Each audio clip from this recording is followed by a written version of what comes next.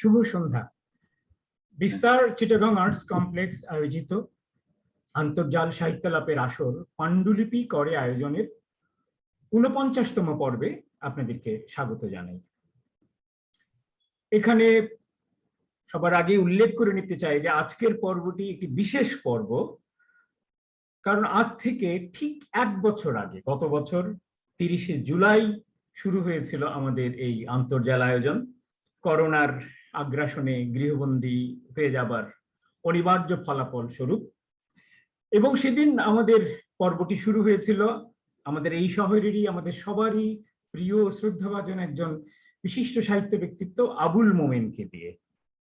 তার ঠিক ১ বছর পরে আজ ২৯শে জুলাই আমাদের এই পাণ্ডুলিপি করা আয়োজনের অতিথি আমাদের এই শহরেরই আরো একজন অত্যন্ত প্রিয়, পরিচিত এবং নিবিষ্ট সাহিত্যজন বিশ্বজিৎ চৌধুরী। এটা কাকতালীয় হলেও আমার কাছে বেশ তাৎপর্যপূর্ণ বলে মনে হচ্ছে ঘটনাটি, তাই উল্লেখ করলাম। আর এর মধ্যে আরো একটি কথা বলে নিতে চাই যে গত ১ বছরে বিস্তারের এই যে অনলাইন আয়োজন, সেখানে সাহিত্য, চলচ্চিত্র, দৃশ্যশিল্প, সঙ্গীত, সমাজতত্ত্ব, ভাষা ইত্যাদি নিয়ে আমরা প্রায় ১৫০ অনুষ্ঠান করে ফেলেছে। এটা আমার নিজের কাছে অবিশ্বাস্য মনে হয়। আজকের আয়োজনটি সব মিলিয়ে ১৪৮তম আয়োজন, আমি একটা হিসেব রাখি আর কি। তো সেদিক থেকে এক ধরনের বেশ একটু শ্লাঘাই অনুভব করছি আর কি। যাই হোক, আমাদের আজকের অতিথি বিশ্বজিৎ চৌধুরী। তিনি জন্মেছেন ১৯৬০ সালে। তার পড়াশোনা চট্টগ্রাম বিশ্ববিদ্যালয়ে বাংলা ভাষা ও সাহিত্য বিভাগে, সেখান থেকে তিনি স্নাতক এবং স্নাতকোত্তর হয়েছেন। লেখালেখি শুরু একেবারে ছাত্রাবস্থাতেই, মূলত ছড়া এবং শিশু সাহিত্য, কিশোর সাহিত্য দিয়েই। এবং তার প্রথম গ্রন্থটিও একটি কিশোর গল্প গ্রন্থ, বেরিয়েছিল আজ থেকে ৪০ বছর আগে, ১+৪০, ১৯৮২ সালে, লিন্ডা জনসনের রাজহাঁস। এবং এই গ্রন্থটি আমি ব্যক্তিগতভাবে খুব আবেগিক সম্পর্কে জড়িত, কারণ এই বইটির একটি আলোচনা আমি লিখেছিলাম, সেই তখন আমি ছিলাম প্রকৌশল বিশ্ববিদ্যালয়ের প্রথম কি দ্বিতীয় বর্ষের ছাত্র। তো তারপর তিনি কবিতাতেও ধীরে ধীরে হাত পাকালেন এবং কবিতাতেই আর একটু বেশি মনোযোগী হয়ে উঠলেন, এবং তার প্রথম কাব্যগ্রন্থ তোমার প্রাণীর জল শ্যাওলা শিররে প্রকাশিত হয় ১৯৮৮ সালে।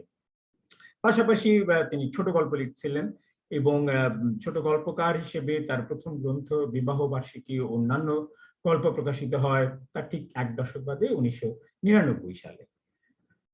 আর আজকে এখন তার যে প্রধান পরিচয়, ঔপন্যাসিক এবং বিশেষ শক্তিমান একজন ঔপন্যাসিক হিসেবে বিশ্বজিৎ চৌধুরীর একটি অবস্থান তৈরি হয়েছে বাংলা কথা সাহিত্যে, বাংলাদেশের স্বাধীনতোত্তর কথা সাহিত্যে। সেটি কিন্তু তার একটু বিলম্বেই শুরু হয়েছিল। তার প্রথম গ্রন্থ ২০১০ সালে প্রকাশিত হয়, উপন্যাস তুমি কি ভালোবেসেছিলে। কিন্তু এরপর কিন্তু তাকে আর ফিরে তাকাতে হয়নি। এরপর প্রায় নিয়মিত বিরতিতেই তিনি উপন্যাস লিখে গেছেন।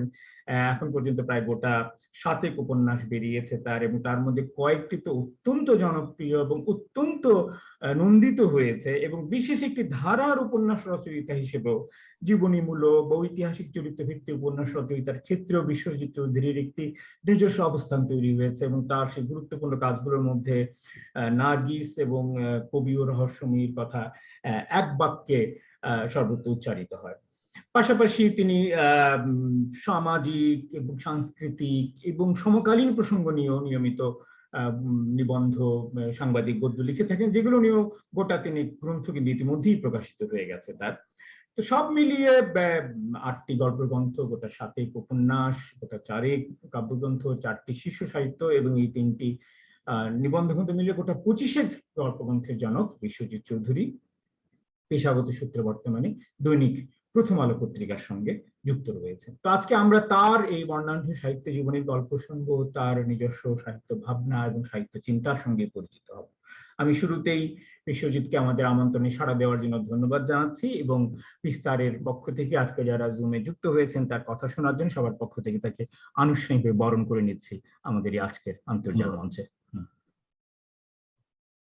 ধন্যবাদ। আচ্ছা, হ্যাঁ, আমরা খুবই আনন্দিত আমাদের মাঝখানে আপনাকে পেয়ে, এবং আমরা আর বেশি দেরি না করে আপনার কথাতেই চলে যেতে চাই। এবং সেটা আমরা সচরাচর শুরু করে থাকি আমন্ত্রিত অতিথির সাহিত্য জীবনের সূচনা পর্বের গল্পটা শোনার মাধ্যমে, কারণ ওইটি আমার কাছে খুব গুরুত্বপূর্ণ একটি পর্ব বলে মনে হয়। আপনার ক্ষেত্রেও নিশ্চয়ই বেশ আকর্ষণীয় কিছু অভিজ্ঞতার কথাই শুনতে পাবো। কখন, কিভাবে, কেন এই বাংলা ভাষার প্রেমে পড়লেন, বই পড়া, লেখালেখি, প্রকাশনার জগৎ ইত্যাদির মধ্যে জড়িয়ে গেলেন এবং শেষ পর্যন্ত জীবনের একটি প্রধান ব্রতই হয়ে উঠল সাহিত্য চর্চা, সেই গোড়ার গল্পটা যদি আমাদেরকে একটু শোনাতেন আজ। আসলে আমি বেড়ে উঠেছি, আমার জন্ম এবং বেড়ে ওঠা দুটোই একটা চট্টগ্রাম শহরের ঘন বসতিপূর্ণ একটা এলাকা, যাকে পাড়া বলে আর কি। পাড়ার মধ্যে আমরা একটা বড় হয়েছি। সেখানে আমাদের বন্ধুরা, অজস্র বন্ধু, ডানপিটে বন্ধুদের সাথে আমার একটা দুরন্ত শৈশব কেটেছে। দুরন্ত শৈশবে বলা চলে, এরকম একটা আনন্দময় দুরন্ত শৈশব এরকম চলছিল। ঠিক এই সময়ে এই এই সময়টাতে আমরা যখন হই হুল্লোড় করে কাটাচ্ছিলাম, এরকম একটা সময় এটা চলতে পারত, কিন্তু হয়তো আমার দুর্ভাগ্য কিংবা আমি জানি না কি নিয়তি নির্ধারিত কোনো ব্যাপার, যে আমি অন্য একটা এর মধ্যে এই এই আনন্দময় জগৎ থেকে আমি অন্য একটা ভুবনের প্রতি একটা আকর্ষণ বোধ করলাম। কেন কিভাবে আমি ঠিক জানি না, তবে একটা সূত্র আমার মনে হয় যে আমার ৮ বছরের বড় বোন, আমার ৮ বছরের বড়, সে খুব বই পড়তো, যেগুলোকে আমরা অপাঠ্য বই বলছি, পাঠ্য বই না, মানে আউট বই বলে যেগুলিকে আমরা বলে থাকি, সেরকম গল্প উপন্যাস এগুলি খুব পড়তো। মানে পড়ার বইয়ের আড়ালে নিচে রেখে তাকে ওই কৌশলে পড়ার একটা এই অভ্যাসটা তার মধ্যে দেখতাম। ফলে এটা আমাকে খুব প্রভাবিত করেছে। সে যে বইগুলি পড়ে সেগুলি পড়ার প্রতি আমার একটা একটা কৌতূহল, একটা আগ্রহ তৈরি হলো। যেহেতু সে চুরি করে পড়ে, এটা আমার মধ্যে একটা আগ্রহ তৈরি করলো। সেটা একদিক থেকে একটা ভুল পথে যাওয়া হলো আমার। কেমন বলি, রফিক আজাদের বিখ্যাত কবিতা আছে, বালক ভুল করে পড়েছে ভুল বই, পড়েনি ব্যাকরণ, পড়েনি মূল বই, বালক ভুল করে পড়েছে ভুল বই। আমারও তাই হয়েছে। আমার ৮ বছরের বড় বোন যে বইগুলি পড়তে শুরু করেছে, আমি একেবারে শৈশবেই, যখন আমার রবীন্দ্রনাথ ঠাকুরের ছোট গল্প বা যোগীন্দ্রনাথ সরকার, লীলা রায়, এমনকি সত্যজিৎ রায়, সুকুমার রায়, এগুলি পড়ার কথা ছিল, তখন আমি নিহার রঞ্জন, নিমাই, ফাল্গুনী মুখোপাধ্যায় পড়া শুরু করি, একেবারে মানে শৈশবে। ফলে একটা যেটা হয় যে উল্টো পথে যাত্রা, এই যে ভুল বই পড়ে আমার এক ধরনের যাত্রা শুরু। যাই হোক, এটা তারপরে এটা কিছুদিন চললো। এটার একটা নানা রকম প্রতিক্রিয়া আছে মানে শিশু মনের উপর। এটা একটা কিছুদিন চললো। তারপর আমার পাড়াতেই আমার এক বন্ধু ছিলেন, ছাত্র ইউনিয়ন পরে গিয়ে ছাত্র ইউনিয়ন পরে সভাপতি হয়েছে উৎপল। তাকে নিয়ে আমরা নিয়মিত পাবলিক লাইব্রেরিতে যাওয়া শুরু করি। তখন আমি শিশু সাহিত্যের বইগুলি পড়তে শুরু করি। শিশু বিভাগ বলে একটা আলাদা বিভাগ ছিল, আপনি জেনে থাকবেন, চট্টগ্রামের পাবলিক লাইব্রেরিতে শিশু বিভাগ বলে যে আলাদা বিভাগটা ছিল, সেখানে পড়তাম। এক সময় আমাদের মনে পড়ে যে শিশু বিভাগটা আমরা দুই বন্ধু মিলে এক পর্যায়ে শেষ, আমাদেরকে লাইব্রেরিয়ানে জানালো আর আর কিন্তু বই নেই, মানে শিশুদের বিভাগে, তোমাদের এবার প্রমোশন নিয়ে এগিয়ে যেতে হবে, বড়দের বই। তো ওইটা তো আমি মুখিয়েছিলাম এতদিন, যা হোক ওইটা দেখেছি। তো ওই সময়ই আমি কলেজের স্কুলের ছাত্র, 7-8 সম্ভবত, আমার এক বন্ধু, এখন কবি আবু মুসা চৌধুরী, সে আমার এক ক্লাস সিনিয়র। তো আমার ওই বন্ধু ছড়া লেখে এবং ঢাকায় পত্র পত্রিকায় পাঠায়, কোনটা ছাপা হয়, সে ছাপার কাগজটা আমাকে দেয়। আমার প্রচন্ড কৌতূহল হয় এবং আমার মনে হয় এই ধরনের জিনিসটা করতে পারবো। তখন আমিও ছড়া লিখতে শুরু। এই ছড়া লিখতে লিখতে সেটা আবার পত্র পত্রিকায় পাঠাই, ওর কাছ থেকে ঠিকানা নিয়ে পত্র পত্রিকায় পাঠাই, এর মধ্যে দুই একটা ছাপা হয়ে যায়। ফলে আমি এই যে আমার নির্ধারিত পথে চলতে শুরু করলাম, এটা আমি ওই পথে আমার যাত্রা শুরু হলো। আমি তখন ছোটদের জন্য ছোট গল্প লেখা শুরু করি, যেটা আমাদের মুসা, আমার বন্ধু মুসা কিন্তু লিখতো না, আমি কিন্তু আবার ওই ছোটদের জন্য ছোট গল্প। এইরকমই একটা পর্যায়ে আমি কলেজ জীবনে, সম্ভবত আমার কলেজ জীবনের শেষ দিকে আমার প্রথম গল্প গ্রন্থটা প্রকাশিত হলো লিন্ডা জনসনের রাজহাঁস। লিন্ডা জনসনের রাজহাঁস আমার স্কুল জীবনে লেখা বেশিরভাগ গল্প। এটা কলেজে কিংবা কলেজ শেষ হয়েছে ওইরকম সময়ে প্রকাশিত হলো 82 সালে। ওই বইটা আপনি বলেছেন একটু আগে, আপনি নিজে এটা আলোচনা করেন, তখন আপনার সাথে আমার পরিচয় নেই। আপনি নিজে এটার একটা আলোচনা লিখেছিলেন। আমার মনে পড়ে খ্যাতিমান লেখক সুব্রত বড়ুয়া, এরকম আরো অনেকেই, প্রায় প্রতিটি পত্রিকায় এটি মানে বেশ একটা প্রশংসিত হয়েছে বা আলোচিত হয়েছে। এটা আমাকে খুব উৎসাহ যোগায়, কোনো সন্দেহ নেই। তো এইটা এভাবে আমার চলছিল শিশু সাহিত্যের মধ্যে। তারপর ওই যে ভুল বইয়ের প্রভাবটা মাথায় ছিল না, সেই প্রভাবে বোধহয় তখন প্রেম চেতনার একটা ব্যাপার চলে আসে। এটা হয় ওইটা কৈশোরেই, এটা বোধহয় এটাও একটু আগেই এলো বোধহয়। তখন থেকেই কবিতার দিকে, মানে আপনি প্রেমে পড়বেন কবিতায় যাবেন না এরকম তো হয়। তো এই একই সময়ে মানে একটা প্রেমের অনুভূতি, একটা এটার সাথে কবিতা রচনার আমার শুরু। তো ঠিক আছে। হ্যাঁ, আমরা মোটামুটি আপনার সূচনা পর্বের একটা বয়ান পেয়ে গেলাম এবং বেশ আকর্ষণীয় বয়ান। বিশেষ করে পড়তে পড়তে একটা গোটা লাইব্রেরি বই ফুরিয়ে ফেলা তো একেবারেই আমার মনে হয় বেশ একটি তথ্যবহুল অভিজ্ঞতাই। তো আমরা এবার আপনার পরবর্তী পর্বে যাই, অর্থাৎ এরপর তো রীতিমতো প্রকাশিত লেখকই হয়ে উঠলেন এবং সাহিত্যের নানা মাধ্যমে কাজ করতে শুরু করলেন এবং ধীরে ধীরে ভুল বই পড়তে পড়তে অনেকগুলো ভুল বই নিজেই রচনা করে ফেললেন, তাও বিভিন্ন মাধ্যমে, কবিতা, শিশু সাহিত্য, ছোট গল্প, উপন্যাস। তো এই যে একটা দীর্ঘ পরিক্রমা, সাহিত্যিক পথ পরিক্রমা, এই যাত্রা পথটিরও যদি একটু আমাদেরকে মোটামুটি মাইল ফলক গুলোর সঙ্গে পরিচয় করে নিয়ে যেতে পারতেন, মূল মূল বাঁক বদলের মুহূর্তগুলোকে এবং অভিজ্ঞতা অর্জন উপলব্ধির বিষয়টাও যদি একটু সংক্ষেপে আমাদের সামনে তুলে ধরতেন, আপনার গোটা সাহিত্যিক জীবনের অদ্যাবধি আজকে পর্যন্ত যে পথ পরিক্রমাটুকু তার একটি সংক্ষিপ্ত সালতাম আমি যদি আমাদেরকে। আচ্ছা, এটা হচ্ছে প্রথম, যদি বাক বদলের কথাই বলেন, প্রথম লিন্ডা জনসনের রাজহাঁস আমাকে খুব অনুপ্রাণিত করেছে যে সবার কাছেই আমি একটা স্নেহ, ভালোবাসা এবং সমাদর এটা পেয়েছি লিন্ডা জনসনের রাজহাঁস বইটি বেরোনোর পর। তারপরে তো বললাম কবিতা লিখতে শুরু করছি, কবিতা চর্চা শুরু করেছি। তখন আমরা অচিরা পাঠচক্র বলে একটা পাঠচক্রের সাথে যুক্ত হয়েছি, যেখানে আমরা বন্ধুরা সবাই কবিতা লিখি। আমাদের অনেক বন্ধু কবি ওমর কায়সার, অজয় দাশগুপ্ত, আবু মুসা চৌধুরী, তারপর শ্যামল দত্ত, এরকম আরো অনেকেই। শাহিদ আনোয়ারও কি ছিলেন? শাহিদ আনোয়ার তো বটেই, হ্যাঁ, শাহিদ আনোয়ার, একজন জ্যোতির্ময় নন্দী, এদের কথা বলতেই হয়। হ্যাঁ, ইব্রাহিম আজাদ, এরা সবাই মিলে আমরা অচিরা পাঠচক্রে আসতাম।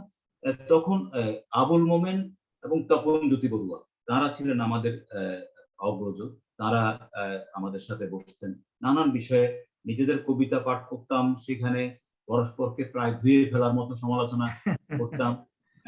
আবার কখনো প্রশংসাও করেছি, যেমন এগুলিও ছিল। আবার বাইরের বইও কিছু কিছু পাঠ করতাম। বিশেষ করে মোমেন ভাই অনেক সময়ই অনেক বইয়ের সন্ধান দিয়েছেন, যেগুলি আমরা ওখানে পাঠ করেছি।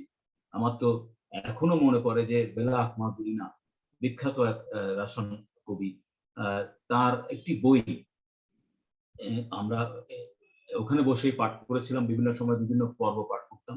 আর ওই যে পাঠ করতাম না, তখন একটা কথা আমার মনে আছে, উনি সম্ভবত কথাটা ছিল এরকম, insincerity to words will punish by dampness, মানে শব্দের সাথে তোমার প্রতারণা বা আন্তরিকতাহীনতা তোমাকে বধিরতার দ্বারা শাস্তি প্রাপ্ত হতে হবে যদি এটা করো।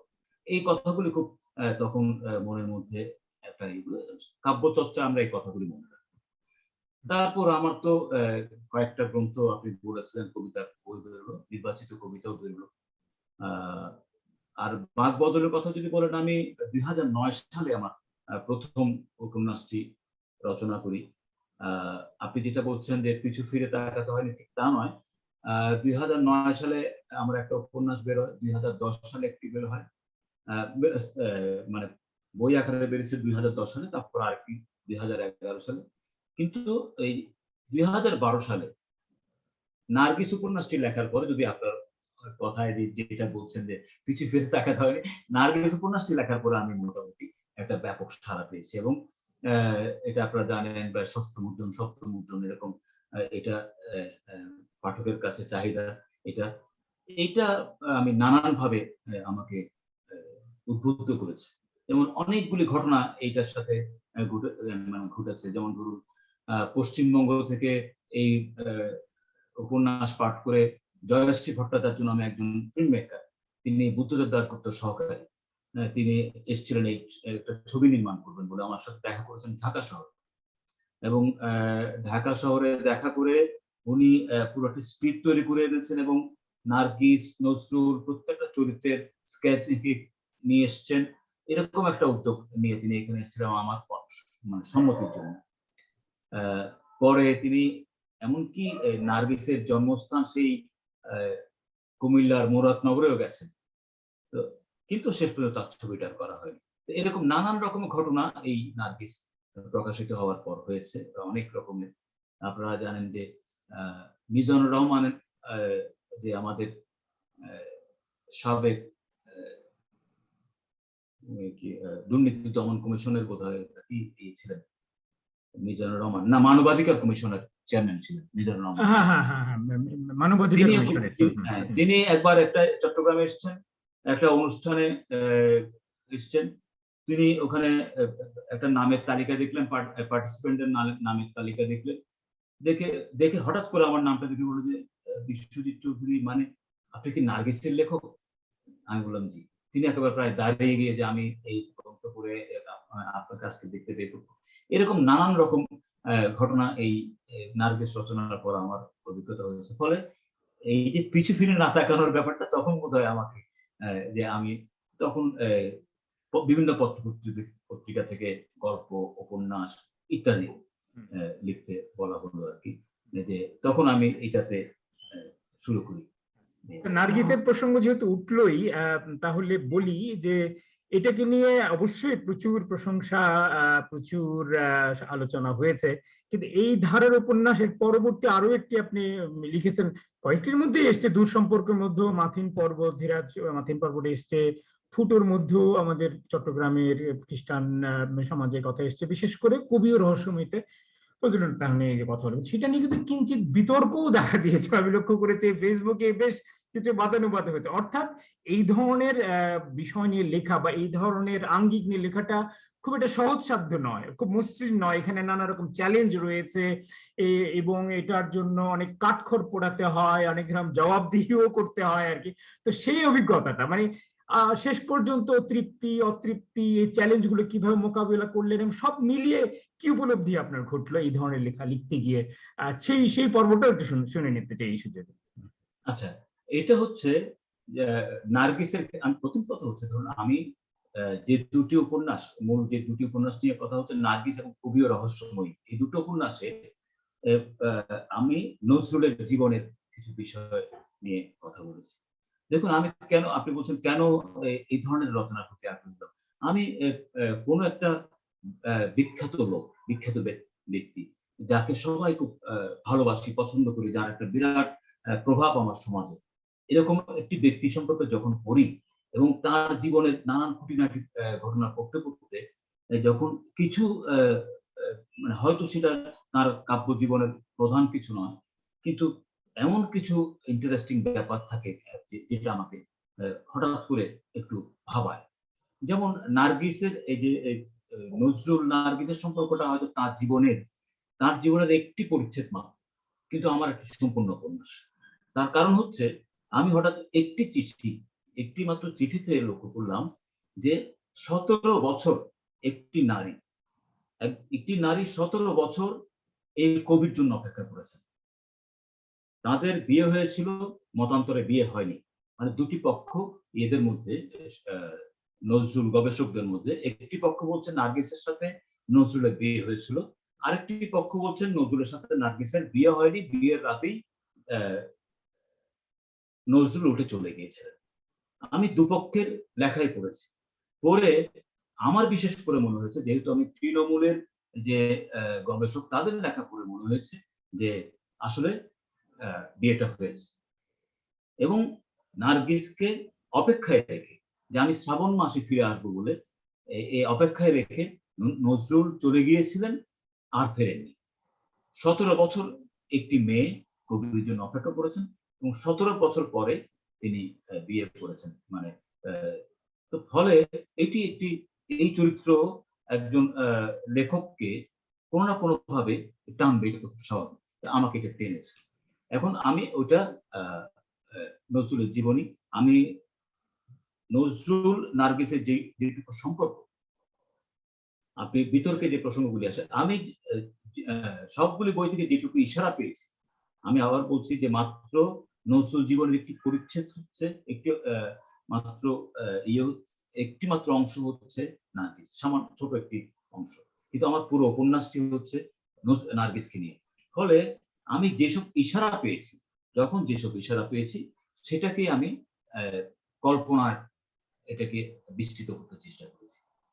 আপনি বলবেন বিতর্ক, এই জায়গায় আমার কিরকম সতর্ক থাকতে হয় এই জিনিসটা আমি একটু বলি। নজরুলের একটা চিঠিতে আছে যে, একবার মাত্র তোমার জড়তপ্ত কপলে হাত রাখার স্পর্শ করা মানে অধিকারটুকু পেয়েছিলেন। তাতে আমার কাছে পরিষ্কার হয় নজরুল এবং নার্গিসের মধ্যে মানে শারীরিক সম্পর্ক কতটুকু। আমি তো এটার বাইরে যেতে পারি না। আমি ফলে আমি ইশারাটা পেয়েছি যতটুকু, আমি তার বাইরে অন্তত শারীরিক সম্পর্কটা এর বাইরে আর যাব না। এটা হচ্ছে আমার নৈতিক সততার জায়গা। আমি মানে লেখক হিসেবে আমার সততার জায়গা। আমি ইশারাতে এইটুকু পর্যন্ত পেয়েছি। ফলে আমি এটা কখনোই অতিক্রম করে যাইনি। আর যে জায়গাটায় এখন বিতর্ক হচ্ছে কবি ও রহস্যময়ী উপন্যাসে, বিশেষ করে আমাদের অগ্রজ লেখক হাসনাত আব্দুল হাই, তিনি একটা প্রশ্ন তুলেছেন যে এই লেখক এখানে বলেছেন যে নজরুল নার্গিসকে চুম্বনে উদ্যত হয়েছেন, এরকম একটা বিষয় আছে জাতীয় কবি সম্পর্কে, এটা তার অন্যায় হয়েছে এরকম একটি কথা। তো আমি এই বিষয়ে আমার যেটুকু আমার বলার, সেটি হচ্ছে দেওয়ান বাজারের একটি বাড়িতে কখনো একা, কখনো বোন শফিকুন নেসার সাথে ফজিলতুন নেসা থাকতেন। সেই বাড়িতে নজরুল একটি রাতে একা গিয়েছিলেন, এর প্রমাণ আমার হাতে আছে। প্রমাণটা কি? কাজী মোতাহার হোসেনকে তিনি পরিষ্কার করে বলেছেন যে আমি একসাথে ঘুমাতেন দুজন। আমি কাল রাতে উঠে আমার হঠাৎ মনে হলো এক জ্যোতির্ময়ী আমাকে আহ্বান করছে। একটি আলোর পেছনে হাঁটতে হাঁটতে আমি ফজিলাতুল নেসার বাড়িতে গিয়ে পৌঁছালাম। নানান অজুহাত হতে পারে, আমি এই বিষয়ে বলছি না। তিনি তার বাড়িতে গিয়ে পৌঁছালেন। পৌঁছে তিনি সেই রাতে তার ওখানে ছিলেন এবং তিনি এখানে এমন একটা কোনো ঘটনা ঘটেছে যে কারণে ফজিলাতুন নেসা প্রচন্ড ক্ষিপ্ত হয়েছিলেন তার উপর এবং প্রচন্ড ক্ষিপ্ত হয়ে সম্ভবত খুব এমন একটা বিষয় ঘটেছে, তিনি নজরুলকে খুব ভর্ৎসনা করেছেন, মানে নানানভাবে তাকে এটার জন্য এমন কিছু বলেছেন যে কারণে সেই রাতেই একটি খাতায় নজরুল লিখেছেন যে ঊর্ধ্বে তোমার প্রহরী দেবতা, মানে এই অসুরের কথা ভুলিতে কতক্ষণ, এরকম করে মানে এই পশুর কথা ভুলিতে কতক্ষণ, তুমি আমাকে যতই ইয়ে করো আমার কথা ভুলে যেও, আমি এই অপরাধ করেছি ইত্যাদি ইত্যাদি। এবং তারিখ সময় সহ রাতের 12টা, রাতের 1টা এরকম তারিখ লেখা আছে, এরকম সময় দিন লেখা আছে। এই বই এই যে গানের খাতার পেছনে এগুলো লিখেছিলেন, সেই খাতাটি নজরুল ইনস্টিটিউটে রক্ষিত আছে। সুতরাং এই ঘটনা একেবারেই আমার কল্পনাপ্রসূত নিজস্ব বানানো একটা ব্যাপার তা নয়। তবে আপনি বলতে পারেন ঠিক কি ঘটেছে সেটা তো আমি দেখিনি। তো আমি তো অনুমান করতে পারি এমন কিছু ঘটেছে, কারণ কাজী মোতাহার হোসেন বলছেন ফজিলাতুন নেসার গলায় সবসময় একটি মটরের মালা থাকত। সেই মটরের মালাটি ছেঁড়া অবস্থায় তিনি কাজী মোতাহার হোসেনকে এসে এটি মানে সারিয়ে এনে দেওয়ার জন্য বলেছিলেন পরের দিন। তো নানান রকমের তথ্যাদি নিয়ে আমি এই কথা বলতে চাই যে একটা নারী এবং পুরুষ এবং এই নারীর ক্ষোভ এবং ভৎসনা এগুলি মিলে কবির প্রতি, এগুলি এবং কবির বিপর্যস্ত হয়ে পড়া, ক্ষমা প্রার্থী হওয়া, এগুলি মিলিয়ে আমি ওই সময়কার একটি চিত্র তো বুঝতেই পারি। এটা তো যে কোনো সাধারণ মানুষ তার ইয়ে থেকে অনুমান করতে পারবেন। এই কল্পনার অধিকার আমি মনে করি যে একজন লেখকের আছে। আর সাধারণ মানুষ, আপনি তো সাধারণ নন, আপনি প্রেমিকও বটে এবং আপনি প্রেমের পর্যায়ে কবিতা লিখেছেন প্রচুর। এখন আমরা সেই পর্বটি নিয়ে কথা বলতে চাই। কবিতা থেকে কি খানিকটা মনে হয় আপনি দূরে সরে গেছেন? সেটা হতে পারে নানা রকম চাপ, সামাজিক পেশাগত চাপ, কিন্তু যার ভিতর কবিতা একবার গ্রাসন করে তার পক্ষে কখনোই সম্ভব হয় না কবিতা থেকে না লিখলেও অন্তত কবিতা পাঠের থেকে দূরে থাকতে। তো আপনার কাছে আমি একটু জানতে চাইছি যে বাংলাদেশের যে সমকালীন কবিতা, এখন যারা কবিতা লিখছে, যে ভাষায় যে ভঙ্গিতে লিখছে, তার সঙ্গে নিশ্চয়ই আপনার কিছু যোগাযোগ আছে। তো আপনি নিজে একজন কবি হিসেবে আমাদের সমকালীন কবিতাকে কিভাবে মূল্যায়ন করেন এবং একেবারে তরুণরা যারা নানা রকম নিরীক্ষা করছে সেটিকে কোন চোখে দেখেন, এবং বিশেষ করে আপনারা বা আমাদের পর্বে 80-90 পর্বে যে ধরনের কবিতা লেখা হতো তার সঙ্গে একটা তুলনামূলক আলোচনাও করতে পারেন করে আমাদের বাংলাদেশের কবিতা সম্পর্কে যদি আপনার একটা পর্যবেক্ষণ আমাদেরকে উপস্থাপন করেন এখানে। ধন্যবাদ। আমি আসলে প্রথমে যেটা বলে রাখি, আপনি আসলে আমি সব্যসাচী বলতে যা বোঝায় না, আমার মনে হয় আমার মধ্যে সেই ব্যাপারটা নেই। আমি দুটো একসঙ্গে করতে পারি না। এমনিতেই পেশাগত কারণে আমার নিবন্ধ লিখতে হয়, কলাম লিখতে হয় বা সাংবাদিকতা করতে হয়। তার পাশাপাশি লেখার সময় আমি সমান তালে কবিতা লেখার ব্যাপারটা আমার হয়ে উঠছে। আপনি তো জানেনই, আপনি নিজে কবিতা লেখেন, বলুন যে কাব্যদেবী হচ্ছে উপেক্ষা সহ্য করতে পারেন না, অবজ্ঞা সহ্য করতে পারেন না, ফলে উনি কবিতা হারিয়ে গেছে আমার, মানে নিজের, আমি কিছুতেই আর কবিতা লিখতে পারি না এখন আর। তো যে কথাটা আপনি বললেন যে আমাদের কালের সঙ্গে যে এখনকার তরুণদের একটা তুলনামূলক মানে পরিবর্তন যেটা আসছে, নিরীক্ষা যেটা আসছে, সেটাকে নিরীক্ষা বা করার প্রবণতা, সেটাকে আমি কিভাবে দেখি? এটা হচ্ছে, দেখুন, একটা কালে কালে কিন্তু সবকিছু বদলে যায় না, যেমন তেমনি একটি কালের সব কবি কিন্তু একই রচনা একইভাবে লেখে। যেমন আমরা নির্মলেন্দু গুণ আর আবুল হাসান, তারা আমাদের সেই বন্ধু যুগলের কথা আমরা জানি, তাদের কথা আমরা সবসময় বলি যে তারা খুব ঘনিষ্ঠ বন্ধু ছিলেন, একত্রে জীবনযাপন করতেন। কিন্তু দুজনের কবিতা একই রকম ছিল না, দুজন দুই রকম কবিতা লিখতেন।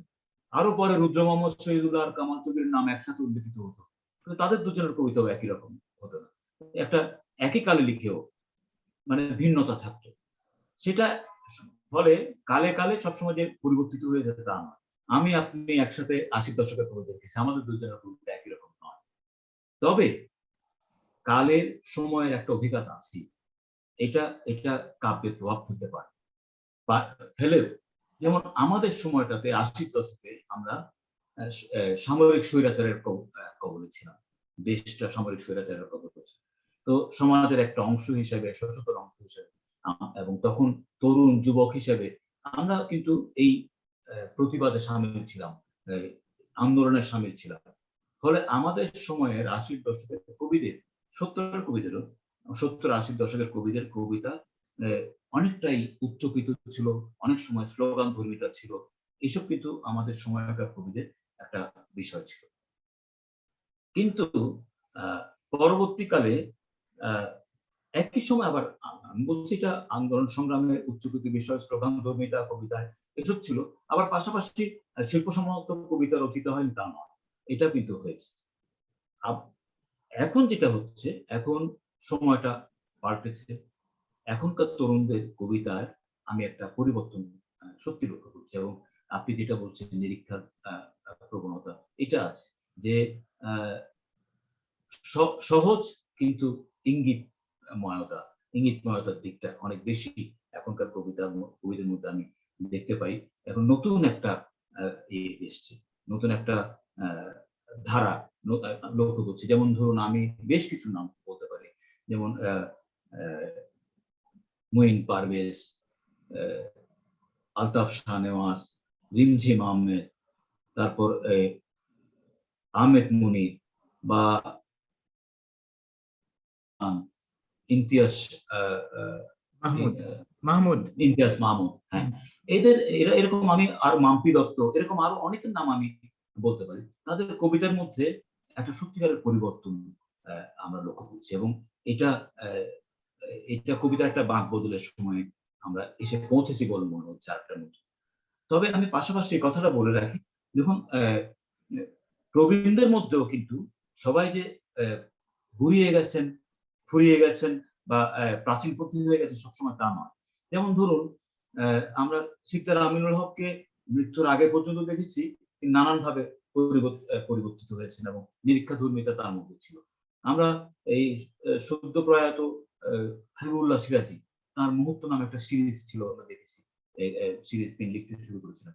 এখানেও তিনি একদম তরুণদের মতো নিরীক্ষা করছেন। আর কবি মোহাম্মদ নুরুল হুদা, তার কবিতা ইদানিং আমি বেশ কিছুদিন ধরে লক্ষ্য করছি, পড়ছি, বেশ নানা রকমের নিরীক্ষা আছে। একটি পংক্তি আমি আপনাকে বলি যে মাত্র আমি এই কয়েকদিন আগে পড়লাম তার কবিতা, আমি তো মুহূর্ত মাত্র, আমি তো মুহূর্ত মাত্র, তুমি তার বৃন্তে ফোটা অনন্তের ফুল। এই যে কবিতাটি পড়লাম না, তখন আমার মধ্যে একটা অদ্ভুত মানে বিহ্বলতা তৈরি হলো, যে মুহূর্তের বৃন্তে কি করে অনন্তের ফুল হতে পারে। এই যে এই পরিবর্তন, এরকম কথাগুলি বলছেন, কিন্তু এই দার্শনিকতা বোঝা যাচ্ছেন তিনিও কিন্তু একজন প্রবীণ কবি। ফলে প্রবীণরা একেবারেই যে নতুনদের নিরীক্ষার সাথে কিছুতেই খাপ খাওয়াতে পারছেন না তা নয়, কেউ কারো মধ্যে সেই প্রচেষ্টাও আছে। তবে একটা জিনিস যে আমি এটা বলবো, যে নানান, যে আমরা বলি যেমন ৩০-এর কবিতার একটা বাঁক বদল বা এরকম নানান সময় যেরকম হয়েছে, আমার ধারণা যে এই সময়টাতে এসে কবিতা একটা নতুন বাঁক নিয়েছে, এটার দিকে আমাদের লক্ষ্য রাখতে হবে।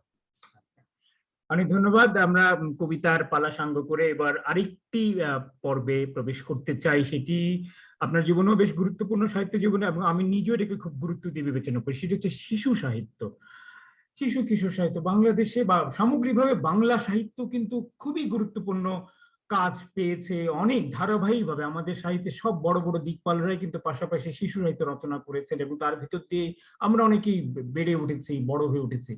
বাংলাদেশেও এরকম একটি ধারা আমরা দেখেছিলাম স্বাধীনতা পরবর্তীকালে, আলাদাভাবে শিশু সাহিত্যের উপর একটি যত্ন এবং একটু গুরুত্ব ছিল। কিন্তু তারপর কিন্তু কিভাবে কিভাবে যেন আলোটা একটু সরে গেল। এখন আমাদের বড় বড় সাহিত্যিক যারা আছেন, মূলধারার কথা সাহিত্যিক যারা আছেন, তারা কিন্তু ঠিক আলাদা করে শিশু সাহিত্য ওইভাবে করছেন না, বা দু একটি ব্যতিক্রম ছাড়া, আলী ইমাম বা কাইজার চৌধুরী মনোয়ার ছাড়া, যে শুধু শিশু সাহিত্য নিয়েই এক জীবন পড়ে আছেন, সেইটারও খুব বেশি দৃষ্টান্ত আমরা দেখি না। আমিরুল ইসলাম, লুৎফর রহমান রিটন হয়তো বা আছেন আর কি কিছু। কিন্তু এটা তো অত্যন্ত গুরুত্বপূর্ণ একটি পর্ব আমি মনে করি। এটার ভেতর দিয়ে যেমন এক সাহিত্যিকদেরও উত্থান ঘটে, পাশাপাশি নতুন পাঠকদেরও তৈরি হতে দেখি আমরা। তা আপনি নিজে শিশু সাহিত্য করেছেন, আপনি নিজের বেশ গ্রন্থ আছে, কয়েকটি গ্রন্থ আছে, এবং ওইটার ভেতর দিয়ে উঠে এসেছেন। আপনি কিভাবে দেখেন বাংলা সাহিত্যে, বাংলাদেশের সাহিত্যে বর্তমানে শিশু সাহিত্যের প্রতি এই এরকম একটু উপেক্ষার আবহটুকু আপনি কিভাবে ব্যাখ্যা করেন, বা আপনি কি মনে করেন যে এর মধ্যে কি কোনোভাবে নতুন কোনো পরিবর্তন আনার সুযোগ আছে, বা কোন প্রক্রিয়ায় সেটা হতে পারে? এটা খুবই মানে গুরুত্বপূর্ণ এবং সত্যি কথা বলেছেন আপনি, যে কথাটা, যে সেই রবীন্দ্রনাথের আমল থেকে রবীন্দ্রনাথ নিজে শিশু সাহিত্য করেছেন। আমরা ধারাবাহিকভাবে পরে দেখেছি অনেকেই শিশু সাহিত্যের একটা সমৃদ্ধ ধারা, বড় লেখকরা শুনে, যে আমরা এমনকি কিছুদিন আগেও সুনীল, শীর্ষেন্দু, জয় গোস্বামীর মতো লেখকরা নিয়মিত শিশু সাহিত্য করেছেন। মূলধারা সাহিত্যের, তার সাহিত্যের পাশাপাশি তিনি শিশুদের জন্য সাহিত্য রচনা করেছেন, এটা আমরা দেখেছি। আমাদের দেশেও সেটা আমরা শামসুর রহমান বা আল মামুন, এরাও শিশুদের জন্য লিখেছেন। কিন্তু আলাদা করে আপনি যেটা বলছেন, আমরা আলাদা করে শুধু শিশু সাহিত্যে নিবেদিত একটা সাধনার বিষয়ে যে শিশু সাহিত্যকে নিয়েছিলেন, সেটা মানে আপনি বললেন আলী ইমাম, তারপর শাহরিয়ার কবির, তারপর শাহরিয়ার কবির ছিলেন কাইজার চৌধুরী, এরা এরা কিংবা লুৎফর রহমান রিটন বা আমিরুল ইসলাম, যাদের তারাও এরা মোটামুটি একটা একলাসউদ্দিন আহমেদ, মোহাম্মদ নাসির উদ্দিন, হাবিবুর রহমান, এরা সবাই মানে সিনিয়র ছিলেন এরা কিন্তু শুধু শিশু সাহিত্যটাকে মানে সাধনা হিসেবে তার জীবনের ব্রত হিসেবে নিয়েছেন, এবং এটা একটা অনেক পাঠকের মধ্যে সেই স্মৃতিটা রয়ে গেছে। আমরা তো ধরুন সেই মোহাম্মদ নাসিরুদ্দিনের লেবু মামার সপ্তকাণ্ড, কিংবা আলী ইমামের তিথির মুখির চৈতা, বা অপারেশন কাকনপুর, শাহরিয়ার কবিরের নুলিয়াছড়ির সোনার পাহাড়, একলাস উদ্দিন আহমেদের মাঠ পাড়ের গল্প, শাহরিয়ার কবিরের ৭১-এর যিশুবা হারিয়ে যাওয়ার ঠিকানা, মোহাম্মদ জাফর ইকবালের ডিপো নম্বর 2, এগুলি তো মানে এই আবু কায়সারের রায়হানের রাজহাঁস, এগুলো তো একেবারে মানে আমাদের শৈশবকে রাঙিয়ে রেখেছিল সবটা মিলিয়ে। তো এই যে এই ধারাটা, এটা সত্যি বলছেন, আপনি সত্যিই বলেছেন যে না আমাদের লেখকরা, মানে এই কথা সাহিত্যিক বা অন্যান্য কবি শিল্পীরা, তারা যেমন নিজেরা লিখছেন না, শিশু সাহিত্য নিয়ে খুব চর্চা করছেন না, আবার শুধু শিশু সাহিত্যে নিবেদিত তারাও আমাদের তারা লেখালেখি করছেন। বিশেষ করে আমি দেখি ছড়া কিংবা শিশুতোষ কবিতা, এগুলি লেখার কিশোর কবিতা, এইটা চর্চা করছেন অনেকেই, কিন্তু কিশোর সাহিত্য, কথা সাহিত্য, কিশোর কথা সাহিত্য সেটা খুব বেশি রচিত হচ্ছে না। আমাদের বাংলা সাহিত্যে কতগুলো ধারাই তৈরি হয়েছে, টেনিদা, ঘনাদা, কাকা বাবু, ফেলুদা, মানে মুখে মুখে চরিত্রগুলো, এই চরিত্রগুলো তো আর আমাদের দেশে গড়ে উঠলো না। কিন্তু সেটা এটার পেছনের কারণটা কি বলে আপনার মনে? সমাজতাত্ত্বিক কারণে? পত্রিকাগুলো একসময় অনেক কিশোর পত্রিকা বেরোতো, এবং প্রত্যেকটি পত্রিকার যে শিশুদের পাতাকে ঘিরে শিশু সংগঠন গড়ে উঠতো, এবং এটা একটা আলাদা গুরুত্বপূর্ণ একটা বিভাগ ছিল সাহিত্য চর্চার আর কি। সেই জায়গাটি কিভাবে কেন হারিয়ে গেল? এর জন্য কি আসলে আমাদের পাঠকের ঘাটতিটা তো বড় কথা? শিশু কিশোর আগের মতো পড়তে চাইছে না, বাংলা পড়ছে না, সে কারণে লেখকরা লিখছে না, এবং লেখক লিখছেন বলে প্রকাশকরা ছাপছে না। এটা কি কোনো একটা দুষ্টবৃত্তে আমরা আটকা পড়ে যাচ্ছি আসলে? আমার কিন্তু ঠিক মনে হয় না যে পাঠক নিচ্ছে না, কথাটা মনে হয় না। আমি মানে কখনো, মানে কদাচিৎ বলতে গেলে, কিশোর আলো বলে একটি কাগজ আছে এখন, যেটি প্রথম আলো থেকে বেরোয়, প্রথম আলোতে আমি এখানে মাঝে মাঝে দু একটি গল্প লিখে রেখেছি। আমি মানে এই স্কুল কলেজের ছাত্র ছাত্রীদের যখনই কোনো একটা অনুষ্ঠানে দেখা হয়, অনেকেই আপনার এই গল্পটা পড়েছি, গল্পের এই চরিত্রটা এমন, মানে একদম। এবং এখনো মোহাম্মদ জাফর ইকবাল যে লিখছেন ছোটদের জন্য, সে বই তো প্রচুর কাটতি।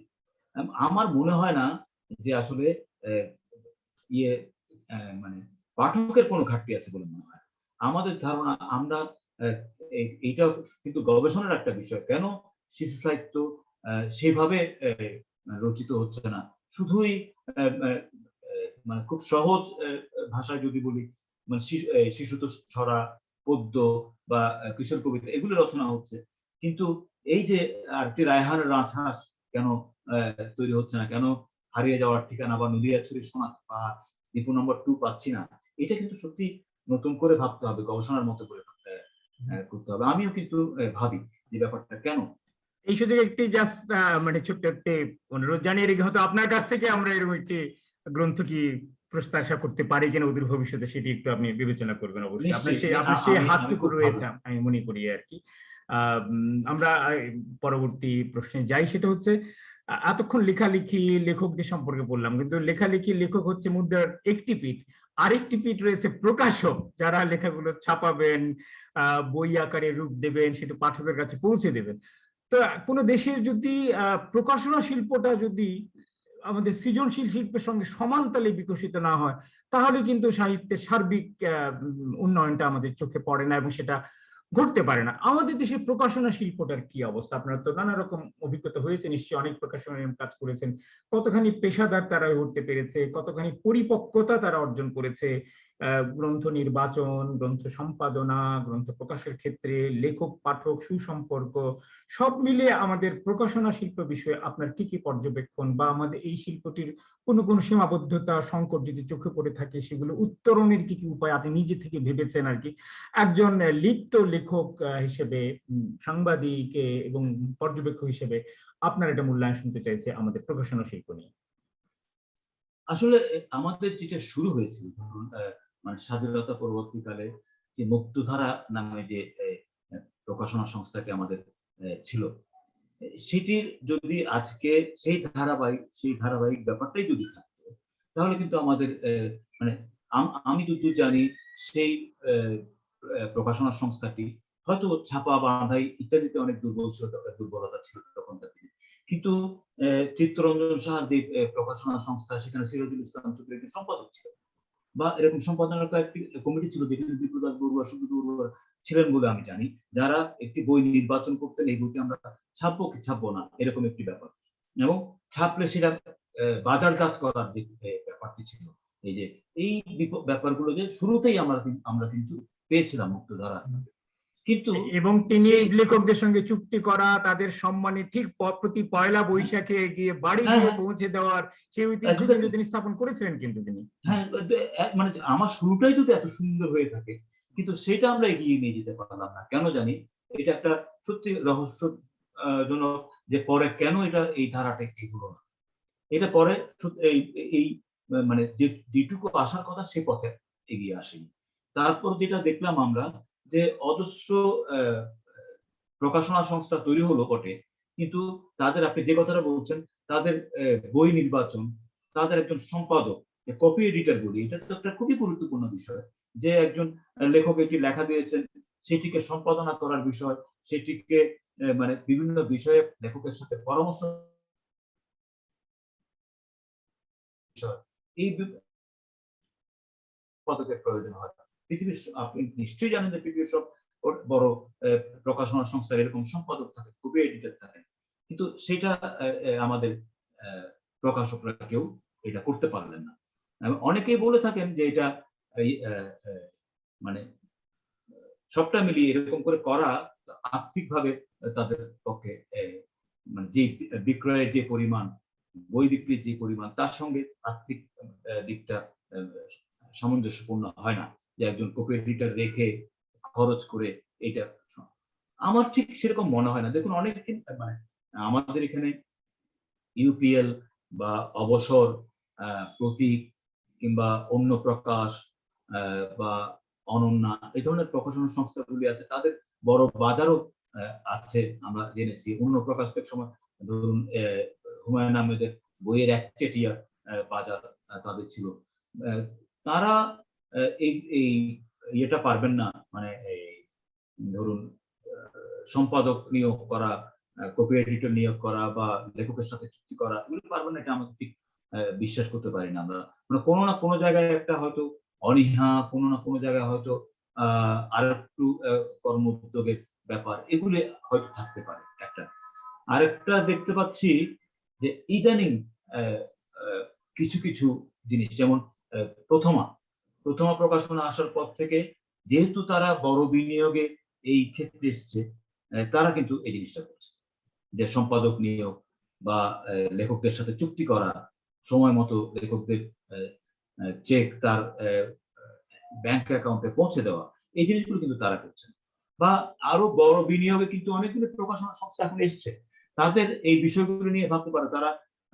যেমন আমি তো জানি যে কথা প্রকাশ নামে একটি প্রকাশনা সংস্থা এসছে, ওনারা যথেষ্ট ব্যয় করেন, লেখকদের সম্মানীয় দেন। পাঞ্জেরি প্রকাশন এসছে, তারাও নানানভাবে লেখকদের সাথে যুক্ত হন। বাতিঘর প্রকাশন, তারাও লেখকদের ভালো বই নির্বাচন করেন, কপি এডিটর রেখেছেন সম্প্রতি, এই ধরনের নানা রকম কাজ করছেন। মানে এখন একটা আবার নতুন করে, আমার ধারণা যে নতুন করে এখন আবার এই যে ভাবতে শুরু করেছেন প্রকাশন, যে এটাকে একটি সত্যিকারের মানে পেশাদারি মনোভাব, পেশাদারি একটা রূপ দেওয়া। এটা না করা গেলে কিন্তু এই বইয়ের বাজারও সেভাবে ইয়ে করবে না, তৈরি হবে না। আবার এই প্রকৃত লেখক এবং পাঠকের সম্পর্কটাও মানে মানে প্রকৃত লেখক উঠে আসবেন না, এটা একটা বিষয়। আচ্ছা, আরেকটা বিষয় আমি একটু বলতে চাই, বিপণনের ব্যাপারটা। অনেকে বলতে চান যে বিপণনের দিক থেকে বাংলা বইয়ের পাঠক কমে যাচ্ছে। এটা যেমন এই বাংলার ক্ষেত্রে সত্য, ভারতের পশ্চিমবঙ্গের ক্ষেত্রেও সত্য, যে আমাদের ২-৩ জেনারেশনের ইয়ে ইংরেজি মাধ্যমে পড়া ছাত্রছাত্রীরা উঠে আসছে, এখন তারা বাংলা বইয়ের প্রতি আগ্রহ হারাচ্ছে, তারা ইংরেজি বই পড়তে বেশি পছন্দ করছে, ফলে একটা বড় বাজার তৈরি হচ্ছে ইংরেজি বইয়ের আমাদের দেশে। কিন্তু আমার এর মধ্যে আমিও নিজেও ভেবেছি এইসব ব্যাপার নিয়ে। আমার আবার আরেকটা জিনিস মনে হয়েছে, আমরা যখন এইদিকে পাঠকের ঘাটতি হচ্ছে বা পাঠক হারাচ্ছি, তেমনি কিন্তু একটা বড় পাঠক গোষ্ঠী বিদেশে প্রবাসে অবস্থান করছেন, এরকম বাঙালির সংখ্যা কিন্তু প্রচুর, যাদের বইয়ের প্রতি আগ্রহ আছে। আমি ব্যক্তিগতভাবে অনেকের কাছ থেকে সেরকম আগ্রহের কথা, কৌতূহলের কথা জেনেছি। তারা আমরা এই বই কি করে পেতে পারি, আপনার বইটা আমরা কিভাবে পাবো, এইসব ব্যাপারে কিন্তু সবসময় খোঁজ খবর নিয়ে থাকেন। আমরা যদি বিপণন ব্যবস্থার মধ্যে সেই জিনিসগুলিকে আমাদের মাথায় নিই, যে আমরা কি করে আমাদের বইটা বিভিন্ন দেশের বাঙালি পাঠকের কাছে পৌঁছে দিতে পারি, সেই চেষ্টাটাও যদি আমাদের থাকে, আমার আমার মনে হয় উদ্যোগ নিলে একটা উপায় নিশ্চয়ই আছে। এইসব বিষয়গুলি নিয়ে ভাবতে হবে। শুধু ছোট বাজারকে কেন্দ্র করে আমাদের পড়ে থাকলে আমার মনে হয় আমাদের এটা ধীরে ধীরে আমাদের বাজারটা সংকুচিত হতে থাকে। সেজন্য আমাদের বাজার খুঁজতে হবে, কোথায় আরো মানে আমাদের পাঠক আছেন, কোথায় আমাদের বইগুলো পৌঁছে দেওয়া যায়।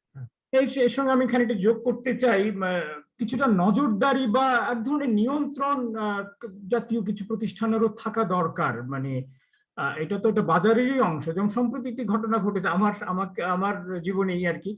হঠাৎ করে আমার দুই গ্রন্থে দুই প্রকাশক যোগাযোগ করলেন হঠাৎ করে, যে তারা আমার সঙ্গে চুক্তি করতে চান। আমার এতদিন চুক্তি করা হয়নি, চুক্তি করতে চান কেন? যে আমার কিছু বই জাতীয় গ্রন্থকেন্দ্র ক্রয় করবে, তারা একটা নিয়ম করে দিয়েছে, লেখকের সঙ্গে যদি চুক্তি না থাকে তাহলে তারা সেই বইগুলো নেবে না আর কি। এই ধরনের কিছু কিছু যদি থাকতো, পদক্ষেপ যদি নেওয়া হতো, তাহলেও কিন্তু লেখকের খানিকটা সুরক্ষা পেত। ফলে তখন দ্রুত তারা চুক্তি করলো আমার সঙ্গে এবং আমার বই কিনলো। সেটার তার সম্মানই কতটুকু আমার ভাগে পড়বে সেটা আমি জানি না, কিন্তু অন্তত এইটুকু একটা চর্চা তো শুরু হলো। ফলে আমার কথা হচ্ছে চুক্তিটা থাকুক, চুক্তিটা থাকুক, নানান রকম হতে পারে চুক্তিটা। ধরুন আমি বলি যে এক সম্মানী প্রাপ্য হবে 300 কপি বই বিক্রি হয়ে যাওয়ার পর থেকে। কথার কথা, আমি যে এমন একটা চুক্তিতে একটা অংশে লেখা থাকলো, অনেক সময় প্রকাশক দাবি করেন যে বই বিক্রি হয় না, আমি আগেই আপনাকে কি করে সম্মানী দিই বা রয়্যালটি দিই, এটা তো আমার পক্ষে দেওয়া সম্ভব হয় না বা বিরাট ক্ষতির সম্মুখীন হই। ঠিক আছে, ওই ক্ষেত্রে এই চুক্তি হতে পারে যে আমি আমার যে বিনিয়োগ, আমার যে মুদ্রণ মূল্য, এটা উঠে আসবে 300 কপি বই বিক্রি করলে, তারপর থেকে আমি লাভের মধ্যে। ঠিক আছে, তাহলে এরকমই হোক, 300 কপি বই বিক্রি, মানে 300 কপি পর থেকে যেসব বই বিক্রি হবে তার জন্য নানা ভাবে সেটা হতেই পারে। আর এই 300 কপি বই বিক্রি করার জন্য আপনি যেগুলো বললেন, যে এখন নানা রকম উপায় পদ্ধতি মানে প্রযুক্তির কারণে বেরিয়ে গেছে। এখন আর আপনাকে প্রতিনিধি পাঠাতে হবে না জেলায় জেলায় প্রকাশককে, এখন ঘরে বসে অনলাইনে, তাতে ওয়েবসাইটের মাধ্যমে, বিকাশের মাধ্যমে নানাভাবে এটা করা সম্ভব। অনেকে সেটা করে দেখিয়েছেন, আর অনেক নতুন করেই দেখিয়েছেন। এছাড়া যে বিদেশের পাঠকদের কথা বলেন, সেখানে ই বুক হতে পারে, কিন্ডেল এডিশন হতে পারে, নানাভাবেই কিন্তু বইগুলোকে পৌঁছানোর সুযোগ রয়েছে। ফলে আমাদের প্রকাশকদেরকে আমি মনে করি আরো একটু প্রযুক্তি বান্ধব, আরো একটু অগ্রসর হয়ে ওঠা উচিত এবং যুগের সঙ্গে তাল মিলিয়ে চলে এই প্রকাশনা শিল্পটাকে এগিয়ে নিয়ে আসে। তা না হলে কিন্তু আমাদের লেখকদের বিকাশ এবং বাংলা সাহিত্যের বিকাশ কিন্তু খানিকটা বাধাগ্রস্ত হবে বলে আমি মনে করি আর কি। এই সঙ্গে আরো একটা কথা আমি তুলতে চাই, যে পাঠ সংস্কৃতি, আমাদের জাতীয় পাঠ সংস্কৃতি। আপনি বললেন যে না, কিশোরদের মধ্যে বা বাচ্চাদের মধ্যে পাঠের খুব একটা ঘাটতি আপনি লক্ষ্য করছেন না, কিন্তু সাধারণভাবে যে জাতিগতভাবে আমাদের পাঠাভ্যাস বা পাঠ সংস্কৃতি কতটুকু বিকাশ ঘটেছে। আমাদের এই কাজের একজন অগ্রণী পথিকৃৎ আব্দুল্লাহ আবু সাঈদের জন্মদিন গেল কিছুদিন আগে, তিনি তো দীর্ঘদিন ধরে চেষ্টা করছেন আর কি।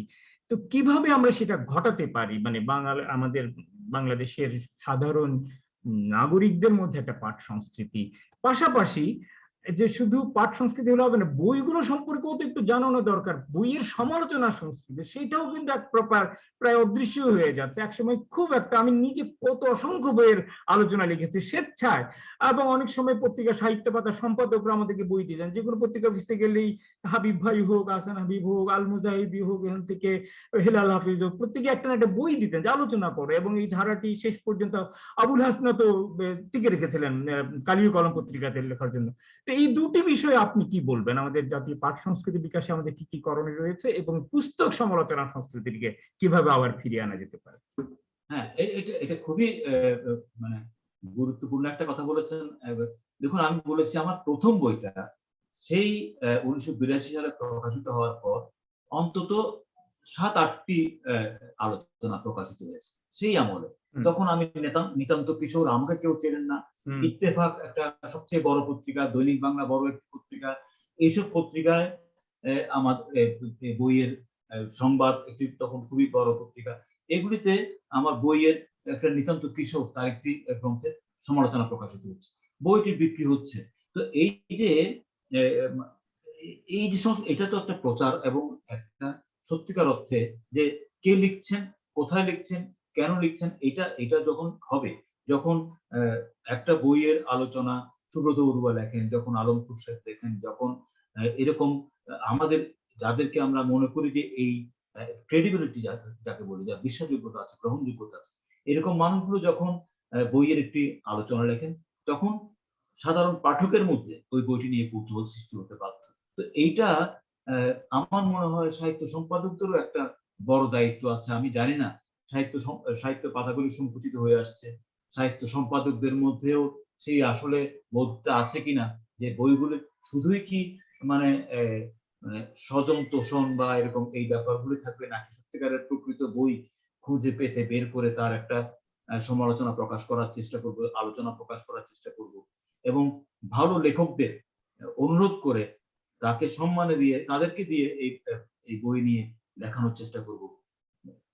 স্বতঃস্ফূর্তভাবে, স্বতঃপ্রণোদিতভাবে বড় লেখকরাও তাদের কোনো একটি বই ভালো লাগলে সেটা আলোচনা করতে পারেন। আর এখন যেটি আরো সহজ হয়েছে, আমি বলি না যে এটার দু ধরনের ব্যবহার আছে, যেহেতু এটা সম্পাদক নেই। যেমন ফেসবুকে এই যে বইয়ের একটা রিভিউ করা, কিন্তু এটা একটা ভালো দিক। আবার এমন হতে পারে যে যেহেতু এইটির কোনো সম্পাদক নেই, আমি একেবারেই যে বই পাতে তোলার যোগ্য না সেরকম একটি বই নিয়েও যা খুশি তা অনেক ফুলিয়ে ফাঁপিয়ে লিখতে পারি। এটা এটা মানে ভালো মন্দ দুটো দিকই আছে এই জিনিসটার, এই যে বুক রিভিউ। তবে আমার মনে হয় যে এইটার কোনো বিকল্প নেই যদি পাঠাভ্যাস বাড়াতে হয়, যে এই মানে ভালো বইয়ের কদর যদি বাড়াতে হয়, তাহলে লিখতে হবে, বইটির সম্পর্কে জানাতে হবে। পশ্চিমবঙ্গে বইয়ের দেশ বলে একটি গ্রন্থ আছে, এত ছোট কিন্তু এটি যথেষ্ট কদর, এবং অনেক বইয়ের সেখানে সমালোচনা, আলোচনা ইত্যাদি ছাপা হয়, এবং এটা একটা প্রভাব পড়ে এতে পাঠকদের মধ্যে। আমাদেরও সেরকম কোনো উদ্যোগ নেওয়া দরকার।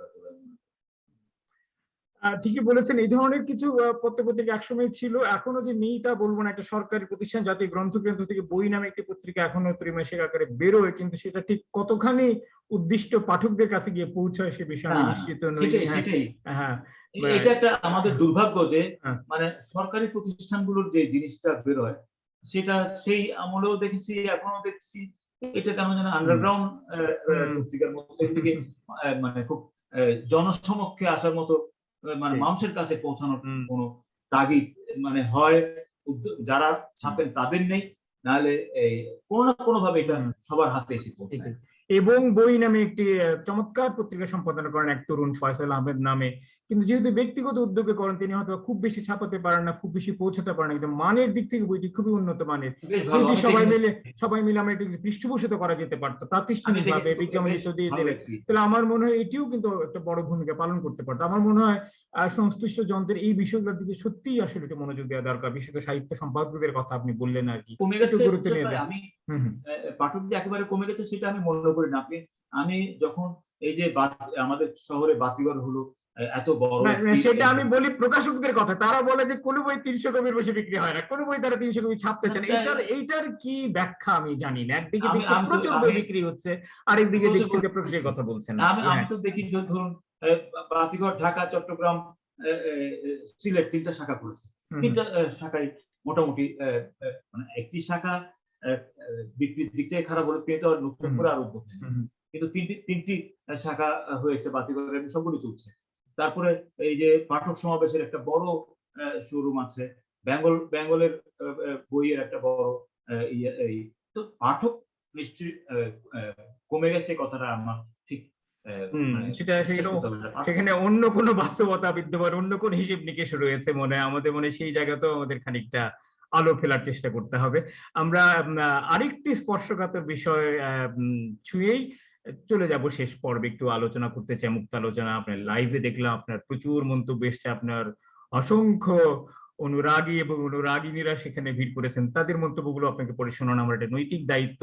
তো যেই প্রসঙ্গটি নিয়ে কথা বলতে চাইছিলাম, যে আমরা দুজনেই কেন্দ্রের বাইরে প্রান্তের অধিবাসী আর কি, প্রান্তে থেকে সাহিত্য চর্চা করি, এবং আমাদের প্রান্তজনীর যে সাহিত্যিকরা আছে তাদের অনেকের মনে এক ধরনের একটা আক্ষেপ খুব রয়েছে যে রাজধানীর সেই আনুকূল্য তারা সেইভাবে পান না, ফলে অনেক ভালো ভালো লেখক, অনেক ভালো ভালো লেখাও ঠিকঠাক মতো করে পাঠকদের কাছে উপস্থাপিত হচ্ছে না।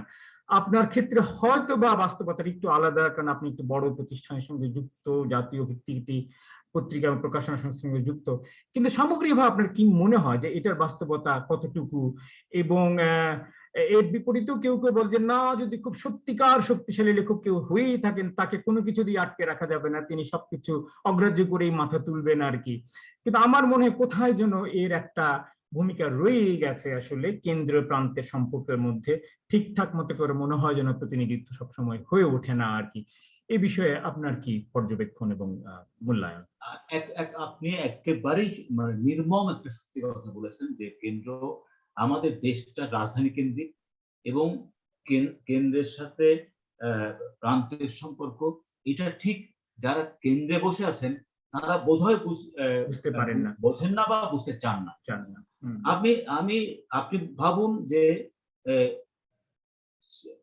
কজন মানুষ, যে একজন হাসান আজিজুল হক রাজশাহী থাকেন, একজন যতীন সরকার নেত্রকোনায় থাকেন, দিলওয়ার সিলেটে থাকতেন, চট্টগ্রামে হয়তো আবুল মোমেন বা এরকম দুই একজন, যারা সুচরিত চৌধুরী ছিলেন, সুচরিত চৌধুরী ছিলেন, এরকম করে দুই একজনের আপনি বলতে পারেন যে যারা এখানে বসেও সারা দেশে তাদের নামটা পৌঁছেছে। কিন্তু সার্বিক অর্থে কিন্তু এটা হয়নি।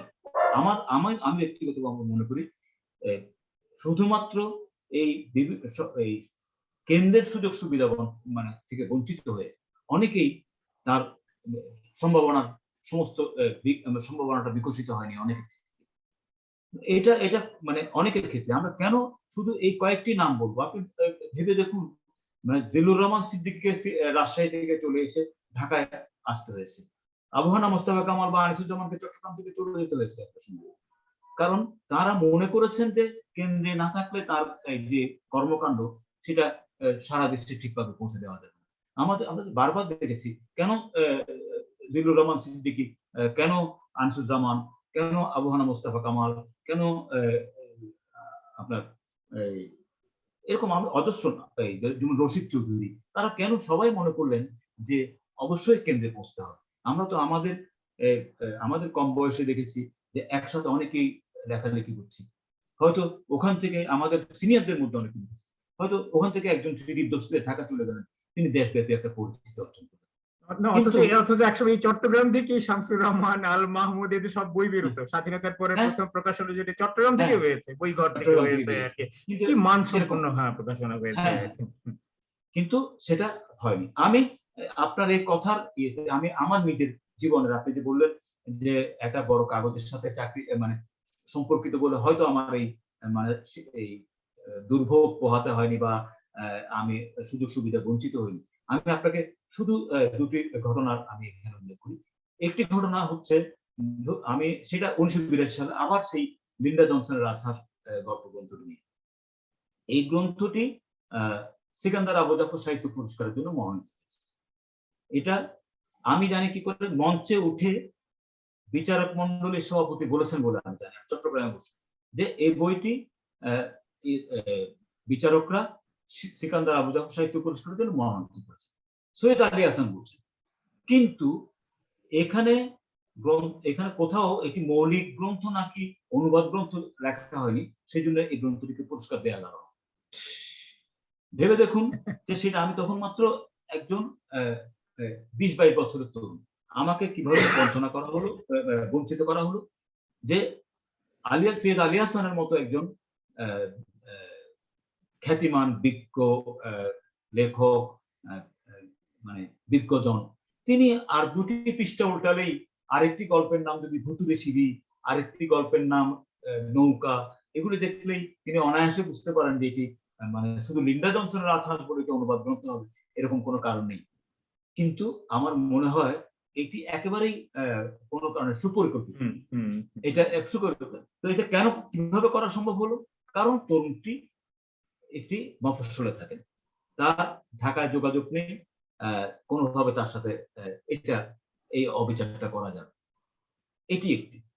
আরেকটি হয়তো আমি আরো একটু বড় হয়েছি, এটা আমার প্রাপ্য আমি বলবো না, তবু বলছি। ধরুন ঢাকা থেকে শামসুর রহমান, আল মাহমুদ, এরকম রফিক আজাদ, নির্মল, এরকম বেশ কজন বড় লেখক কিছু তরুণ লেখককে সঙ্গে নিয়ে পশ্চিমবঙ্গে গেলেন, মানে আমন্ত্রিত হয়ে।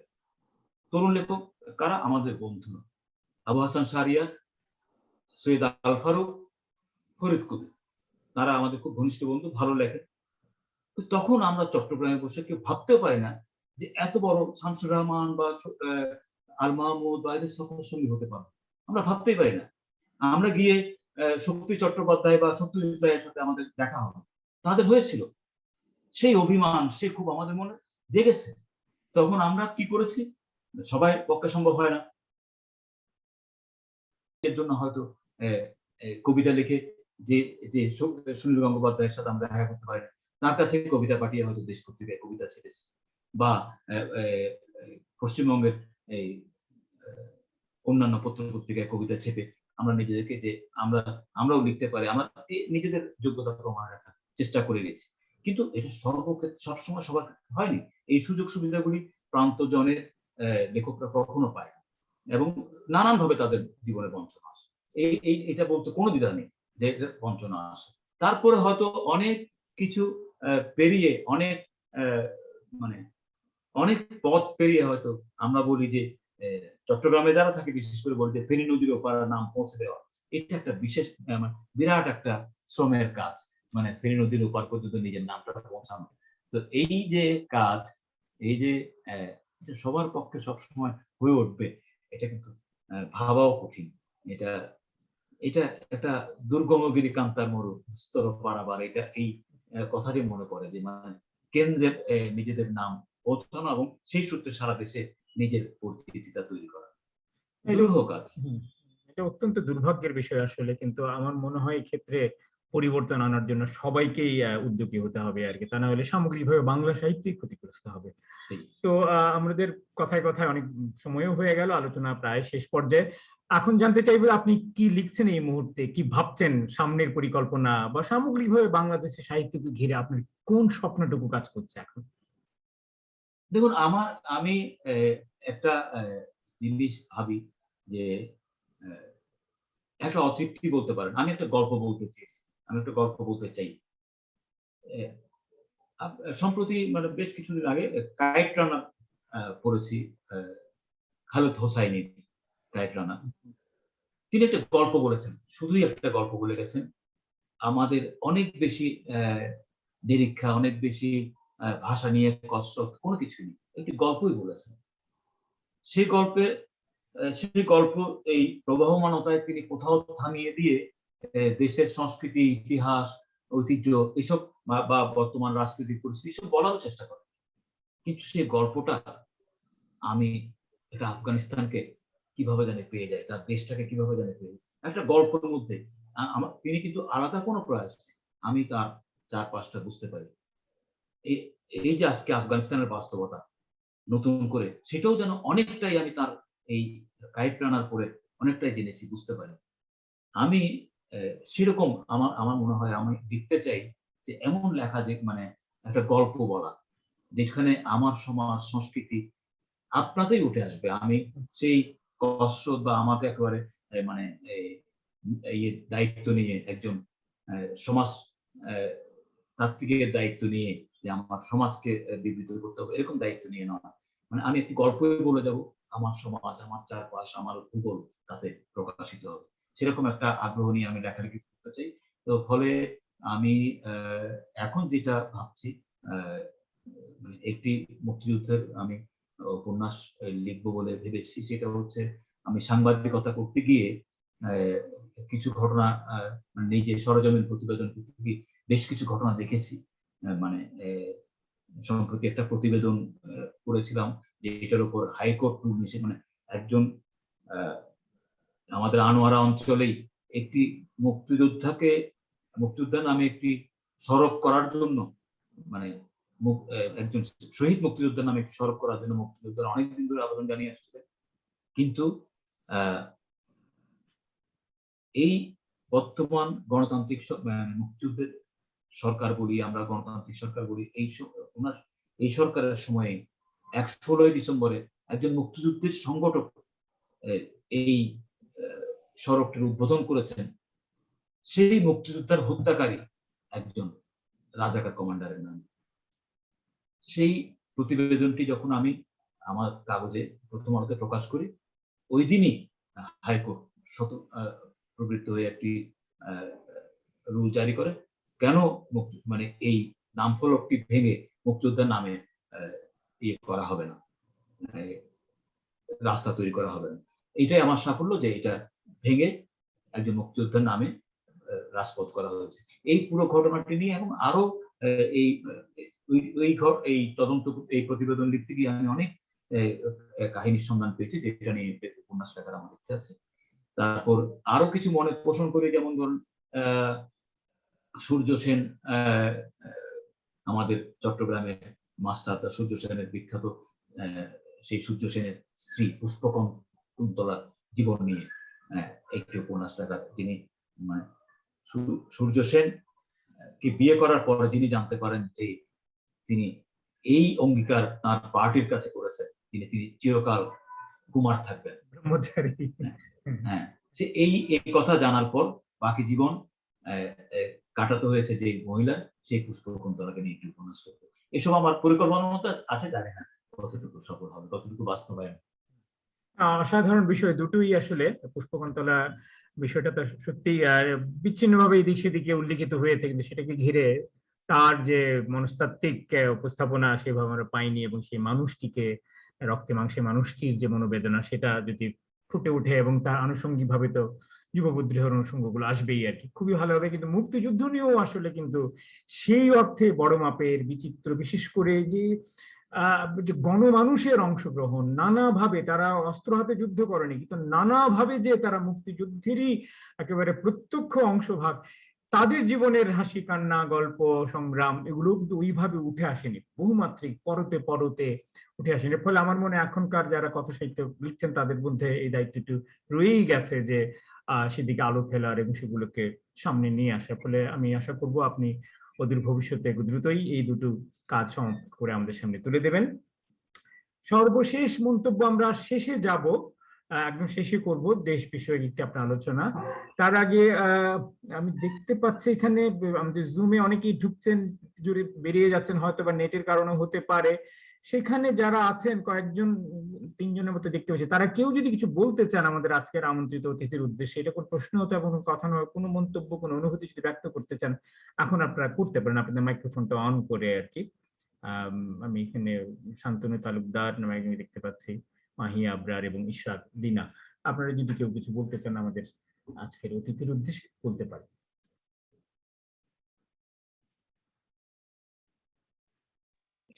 বিশুদা, আমি শান্তনু বলছি, অনেক বছর পরে আপনাকে দেখতে পেলাম। অনেক ধন্যবাদ শান্তনু, এত দূর থেকে যুক্ত হওয়া। হ্যাঁ, আমি হঠাৎ ফেসবুকে দেখে আপনার এই প্রোগ্রামটা, আমি বলে যে তাড়াতাড়ি ঢুকি দেখি, ভালো লাগলো দেখে। ধন্যবাদ, ধন্যবাদ। আর কেউ? আচ্ছা, অন্যেরা হয়তো সময় নিচ্ছে, সময় নিক। আমি এই সুযোগে লাইভে যে মন্তব্যগুলো এসছে আর কি দ্রুত পড়ে শোনাই, সেরকম কোনো প্রশ্ন নেই ঠিক যে আপনি উত্তর দেবেন, তবু সামগ্রিকভাবে হয়তো কিছুটা মন্তব্য করতে পারেন। আলী প্রয়াস আমাদের কবি সম্পাদক। শুনছি বিশুদ্ধ আমাদের প্রিয় মানুষ, দেশের গুরুত্বপূর্ণ সাহিত্যিক। মুজিব রহমান অধ্যাপক, কবি, অনুবাদক, কবি, কথাশিল্পী এবং আমাদের প্রিয় মানুষ বিশ্বজিৎ চৌধুরী।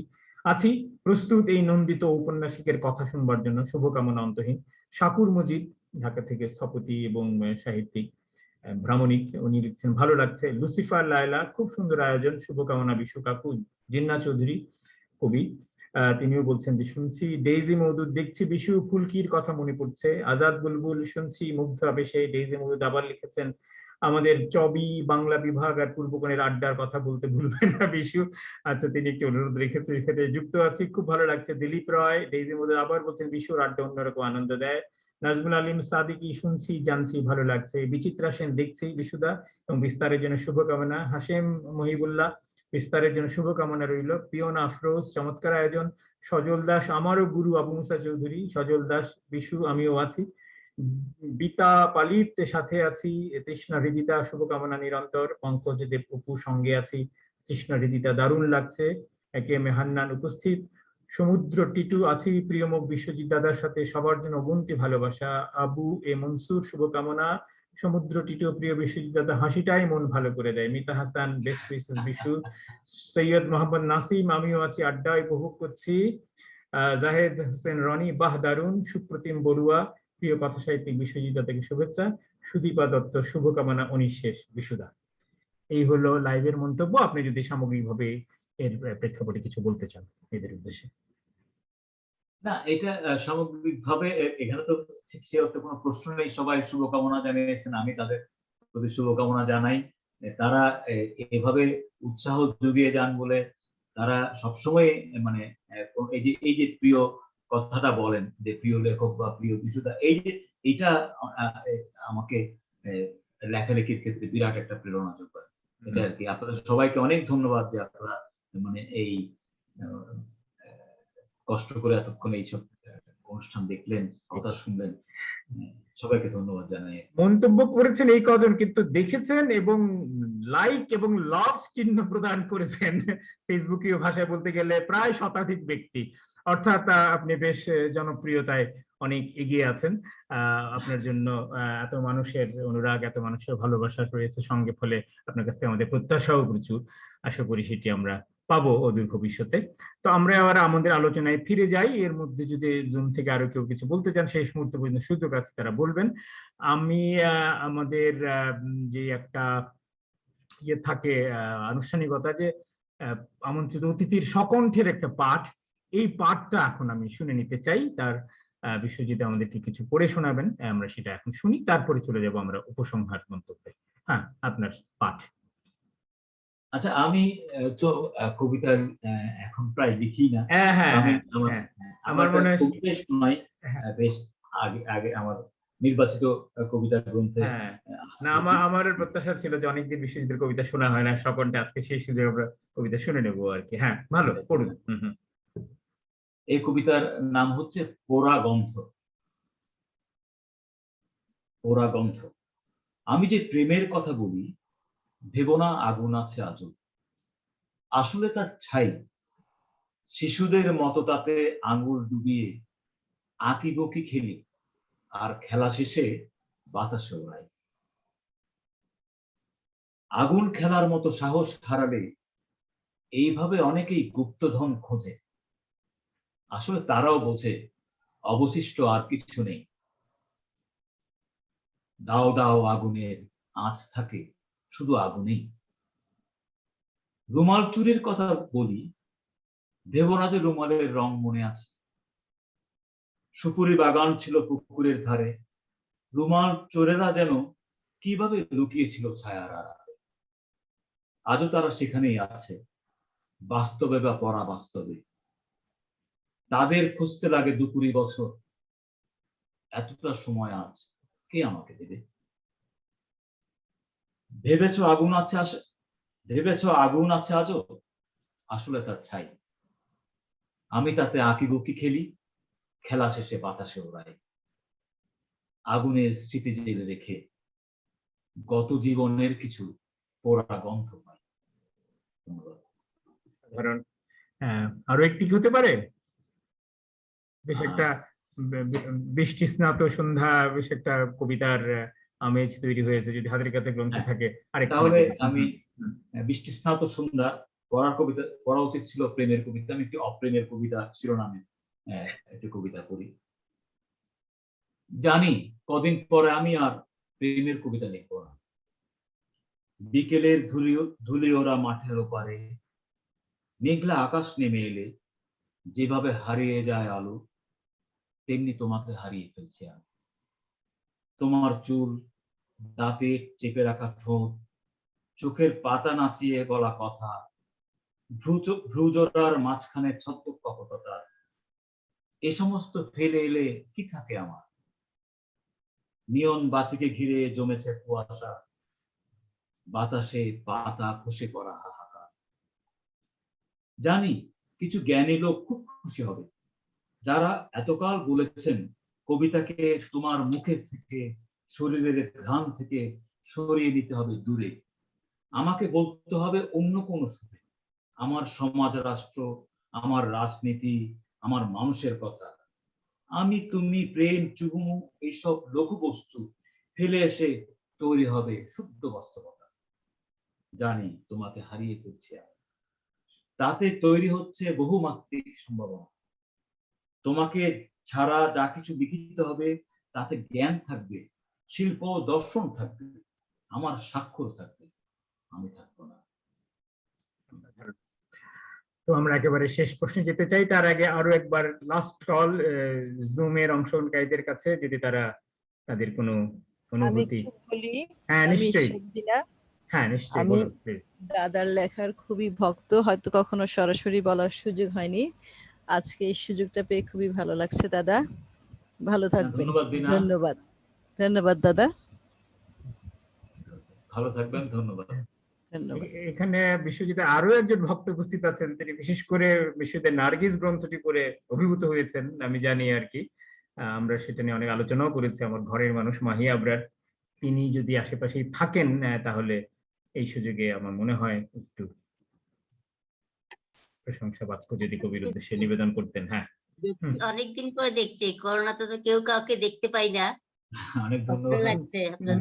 না কিন্তু এখানে শুধু একজন একজনকে দেখছে, আরেকজন কিন্তু আরেকজনকে দেখতে পাচ্ছে না কিন্তু এখানে। আপনার ছবিটাও দেখতে পাচ্ছেন। আমার মনে হয় সেই অন্তত করোনার কথা বিবেচনা করে হলেও সেই দেখতে পাওয়ার ব্যবস্থাটা যদি করা যায় যদি আর কি। না, আমি একদম মানে বিধ্বস্ত, রান্না বান্না শেষ করলাম, আবার ফাঁকে ফাঁকে দেখছি, আপনাদের কথা শুনছি, ভালো লাগছে। আর আপনার নার্গিস তো আমি পড়েছি, আমি আলমের সাথে আলাপ করেছি, ভালো লেগেছে। আরো লিখুন এ ধরনের, মানে ব্যক্তিত্বদের নিয়ে আরো বেশি লেখা উচিত আর কি। আমরা তো পরের প্রজন্ম, ওরা তো জানবেই না এরা কারা ছিল, তাই না? এই ধরনের ব্যক্তিত্বদের নিয়ে আরো লিখবেন, এটা আশা করছি। ভালো থাকবেন। অনেক ধন্যবাদ, আপনিও ভালো থাকবেন। ওকে, তাহলে আমরা শেষ প্রশ্নে, সেটি ঠিক প্রশ্ন, যেটা একটা মন্তব্য আসলে, যে আমরা এখন আমাদের স্বাধীনতার সুবর্ণ জয়ন্তী পালন করছি, আমাদের জাতির পিতার জন্ম শতবর্ষ উদযাপন করছি। এই বিশেষ মুহূর্তটিতে এটি আমাদের ইতিহাসের একটি গুরুত্বপূর্ণ পর্ব। একজন অগ্রসর চিন্তার মানুষ হিসেবে, একজন সমাজ সচেতন লেখক হিসেবে, একজন নিষ্ঠাবান সাংবাদিক হিসেবে আপনি আমাদের দেশটিকে ঘিরে, দেশের অতীত, মুক্তিযুদ্ধ, সামনের ভবিষ্যৎ, স্বপ্ন সব মিলে আপনার এই মুহূর্তের স্বদেশ ভাবনাটুকু যদি আমাদের সঙ্গে একটু ভাগ করে নিতেন। আসলে এই যে সুবর্ণ জয়ন্তী, মানে 50 বছর পেরিয়ে এসে 50 বছর পূর্তির এই সময়টাতে আমি এটা তো বলতে পারি যে নিঃসন্দেহে যে আমরা অনেকটা পথ অগ্রসর হয়েছি। সেই ধরুন তলাবিহীন ঝুড়ির যে দেশ, সেই পরিচয়টা আমাদের বদলে গেছে। এটা আমাদের একটা বিরাট প্রাপ্তি। আমরা এই দেশটা একসময় 7.5 কোটি মানুষ ছিল 50 বছর আগে। তখন অনেক মানুষ নিরন্ন ছিল, আমরা দুর্ভিক্ষ দেখেছি। সেই জায়গায় এখন এটা তো সত্যি যে আমরা দুমুঠো খেতে পাওয়ার, সবাই 16 কোটি মানুষের সকলেই দুমুঠো খেতে পাওয়ার নিশ্চয়তা তৈরি হয়েছে। এটা কিন্তু আমাদের বিরাট একটা অর্জন। আমাদের মানুষ অনেক বেশি কর্মস্পৃহা, অনেক বেশি উদ্যোগ প্রবণ আমাদের মানুষের মধ্যে এই ব্যাপারটা আছে। সেই জন্যই আজকে 50 বছরের এই জায়গায় এসে আমরা বলতে পারি যে আমাদের এই যে নিরক্ষর কিছু নারী যারা একেবারেই একসময় শিক্ষার আলো পায়নি, তাদের হাত ধরে আমাদের এই যে পোশাক শিল্প আজকে পৃথিবীর একটি শ্রেষ্ঠ, মানে অন্যতম শ্রেষ্ঠ একটি রপ্তানি পণ্য, আমাদের যে রপ্তানি শীর্ষ রপ্তানি দেশে পরিণত হলাম তাদের হাত ধরে। আমাদের দেশের এই যে কৃষক, তিনি আমাদেরকে মানে এই যে বললাম যে 7.5 কোটি থেকে আজকে 16 কোটি মানুষের মুখে অন্ন জোগানো, সেই ব্যবস্থা করছে আমাদের কৃষক। ফলে একটা এই যে চারিদিকে দেখুন, এই যে যখনই আমরা একটু কিছু শিখিয়ে দিচ্ছি, যখনই আমরা বলি যে মিঠা পানির মাছ উৎপাদনে বাংলাদেশ চতুর্থ, এগুলো তো সত্যিকার অর্থেই বিরাট বড় বড় অর্জন। মানে জাস্ট শুধু একটু শিখিয়ে দেওয়া, পড়িয়ে দেওয়া, আমরা এগিয়ে যাচ্ছি একটা দেশকে নিয়ে। এটা হচ্ছে সত্যিকার অর্থে আমাদের অনেক প্রাপ্তি অর্জন। এখন আর তলাবিহীন ঝুড়ি পরিচয়টি নেই, বরং বাংলাদেশ অনেকের কাছেই, অনেক দেশের জন্যই আদর্শ হিসেবে তৈরি হয়েছে, যেভাবে যে একটি গরিব পিছিয়ে থাকা রাষ্ট্র কিভাবে এরকম একটি জায়গায় এসে পৌঁছাতে পারে। এটা আমাদের কিন্তু স্বাধীনতার 50 বছরে বিরাট একটা অর্জন। পাশাপাশি অনেক ক্ষোভ হতাশার বিষয় আছে যে আমাদের আরো অনেক কিছু পাওয়ার ছিল। আমাদের কিছু লোভী মানুষ আমাদের অন্য মানুষের সুখ শান্তি হরণ করেছে। কিছু দুর্নীতিগ্রস্ত মানুষ আমাদের প্রকৃতিকে, মানুষকে সব দিক থেকে আমাদেরকে এদের আগ্রাসী ভূমিকার কারণে আমাদের অনেক ধরনের দেশের ক্ষতি হয়েছে। আমাদের এখন এই সময়ে এসে তাদের বিরুদ্ধে সরব হওয়া প্রয়োজন। সচেতন মানুষ হিসেবে, নাগরিক হিসেবে, মুক্তিযুদ্ধের একজন রক্ষের শক্তি হিসেবে আমাদের এদের বিরুদ্ধে এখন লড়াইটা করতে হবে।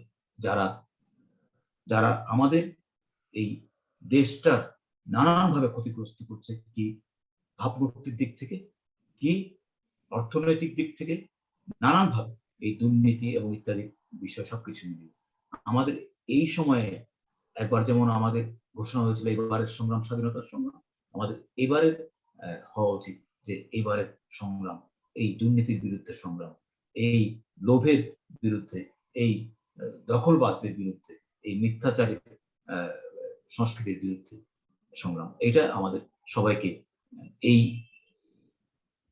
আমাদের নতুন প্রাপ্তির জন্য সত্যিকার অর্থে সুবর্ণ জয়ন্তী তখনই উৎসব হয়ে উঠবে যখন আমরা এগুলি থেকে মুক্ত হয়ে স্বাধীন জীবন। ঠিকই বলেছেন। হ্যাঁ, তলাবিহীন ঝুড়ির অভিধা থেকে আমরা মুক্তি পেয়েছি ঠিকই, কিন্তু পাশাপাশি পৃথিবীর অন্যতম দুর্নীতিগ্রস্ত দেশের অভিধাটুকু কিন্তু আমাদের ঘাট থেকে সরছে না কিছুতেই। এটা পরম লজ্জার বিষয়। সমস্ত অর্জনের পাশাপাশি এই লজ্জাটুকু কিন্তু আমাদেরকে নিরন্তর তাড়া করছে। এই লজ্জা চিহ্ন মুছে ফেলাটুকু আসলে হওয়া দরকার আমাদের এই মুহূর্তের ব্রত। পাশাপাশি আপনি যেটা বললেন ঠিক আছে, আমাদের সেই নিরক্ষর গ্রামীণ নারীদের হাত ধরে আমাদের অর্থনীতি অনেক দূর এগিয়ে গেছে, কিন্তু শুধু পোশাক শিল্প কি শুধু কৃষির উপর নির্ভর করলেও চলবে না। আমাদের রেমিটেন্সের উপর নয়, আমাদের এখন নলেজ ইন্ডাস্ট্রি, আমাদের সেই জ্ঞান রাজ্যে পা দিতে হবে। আমাদেরকে সফটওয়্যার ডেভেলপমেন্ট, তথ্য প্রযুক্তির যে শিল্প, সেই জায়গায় আরো প্রবল ভাবে আমাদেরকে কাজ করতে হবে। এবং সেই জন্য দরকার আমাদের শিক্ষা ব্যবস্থাটাকে একেবারে খোলমলচে পাল্টে নতুন করে সাজানো। এবং সেটা ছাড়া বোধহয় আমাদের কোনো আসলে সেই অর্থে যে পরবর্তী পর্বে একটা জায়গায় এসে দাঁড়িয়েছে, কিন্তু এরপরের যে উল্লম্ফন সেটা জ্ঞান কাণ্ডের সহযোগিতা ছাড়া কিছুতে সম্ভব হবে না। পাশাপাশি সংস্কৃতির দিকটাও আমাদের মনে রাখতে হবে। শুধু শিক্ষা, শুধু MBA বা শুধু ব্যবসা গঠনের শিক্ষাও লাভ হবে না যদি আমরা সংস্কৃতিটাকে যদি ছড়িয়ে দিতে না পারি। তাহলে আজকে আমাদের কি চট্টগ্রাম শহরে CRBর মতো এমন একটা গর্ব করার মতো জায়গা, বিশ্ব ঐতিহ্যের সমাজের অংশ, সেই জায়গাটুকু রক্ষা করার জন্য আমাদেরকে লড়াই করতে হয়। যদি আমাদের সাংস্কৃতিক চেতনা, সাংস্কৃতিক মানবিক পর্যায়ে যেতই আমাদের নীতি নির্ধারকদের, প্রশাসকদের সবার, তাহলে তো এটা নিয়ে কোনো কথাই উঠতো না আজকে আর কি। ফলে আমার মনে হয় শিক্ষা, সংস্কৃতি সেদিক থেকেও আমাদেরকে আসলে আরো নতুন ভাবে ভাবতে হবে এবং নব উদ্যমে আমাদেরকে কাজ করতে হবে সবাইকে মিলে, কবি, সাহিত্যিক, খুবই সত্যি, শিল্পী, খুবই সত্যি সাংবাদিক। বলেছেন। এটা এটা এই যে আপনি সিআরবি প্রসঙ্গটা তুললেন, আমাদের মানে আমাদের একজন দুজন আমরা যেরকম ঔদ্ধত্যপূর্ণ বক্তব্য রাখছেন, সেই জায়গায় আমাদের নির্বাচিত জনপ্রতিনিধিরা এইটার কোনো প্রতিবাদ করছেন না। এমন সব ঘটনা হচ্ছে যেটা আমাদের ব্যথিত করে। এটা তাহলে আমরা কি এই একটা স্বাধীন দেশে এইরকম কি দেখতে চেয়েছিলাম? মুক্তিযুদ্ধের 50 বছর পর যে এই আমলাতান্ত্রিক মানসিকতা, আমলারা এরকম কথা বলে যাবেন, এমন কথা গতকাল আমি শুনেছি যে রেলওয়ে ডিসি ধীরেন্দ্রনাথ মজুমদার তিনি বলছেন যে ওরা কি কে আন্দোলন করছে, ওরা কি ওই জায়গার মালিক নাকি?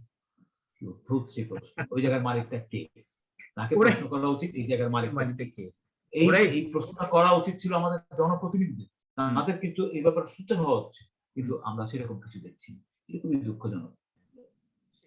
তবে জনতার শক্তিকে উপেক্ষা করে কখনো কোনো শক্তি আসলে সেইভাবে টিকতে পারেনি, এখানেও পারবে না বলেই আমি মনে করি।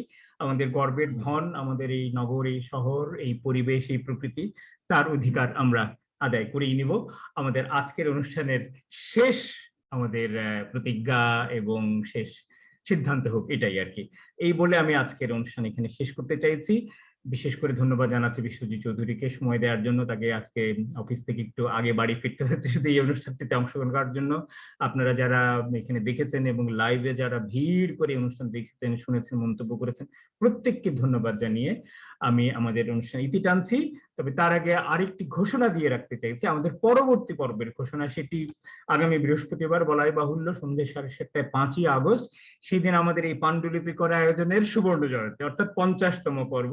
এবং সেদিন আমাদের আমন্ত্রিত অতিথি হিসেবে আসবেন বাংলাদেশের একজন বিশিষ্ট প্রাবন্ধিক এবং চিন্তক, অত্যন্ত জনপ্রিয় ব্যক্তিত্ব সলিমুল্লাহ খান। তা আপনারা আশা করি সেদিনও আমাদের সঙ্গে যুক্ত হবেন, থাকবেন আমাদের পাশে। ততদিন ভালো থাকবেন, সুন্দর থাকবেন, সুস্থ থাকবেন। শুভরাত্রি। আপনাকে অনেক ধন্যবাদ কুশল ভাই, খুব সুন্দর এই অনুষ্ঠান আপনি মানে এগিয়ে নিয়ে গেছেন, মানে এত সুন্দর আপনার উপস্থাপনা, সাবলীল উপস্থাপনার জন্য আপনাকে অনেক ধন্যবাদ। বিস্তারের জন্য শুভকামনা জানাই। শুভরাত্রি।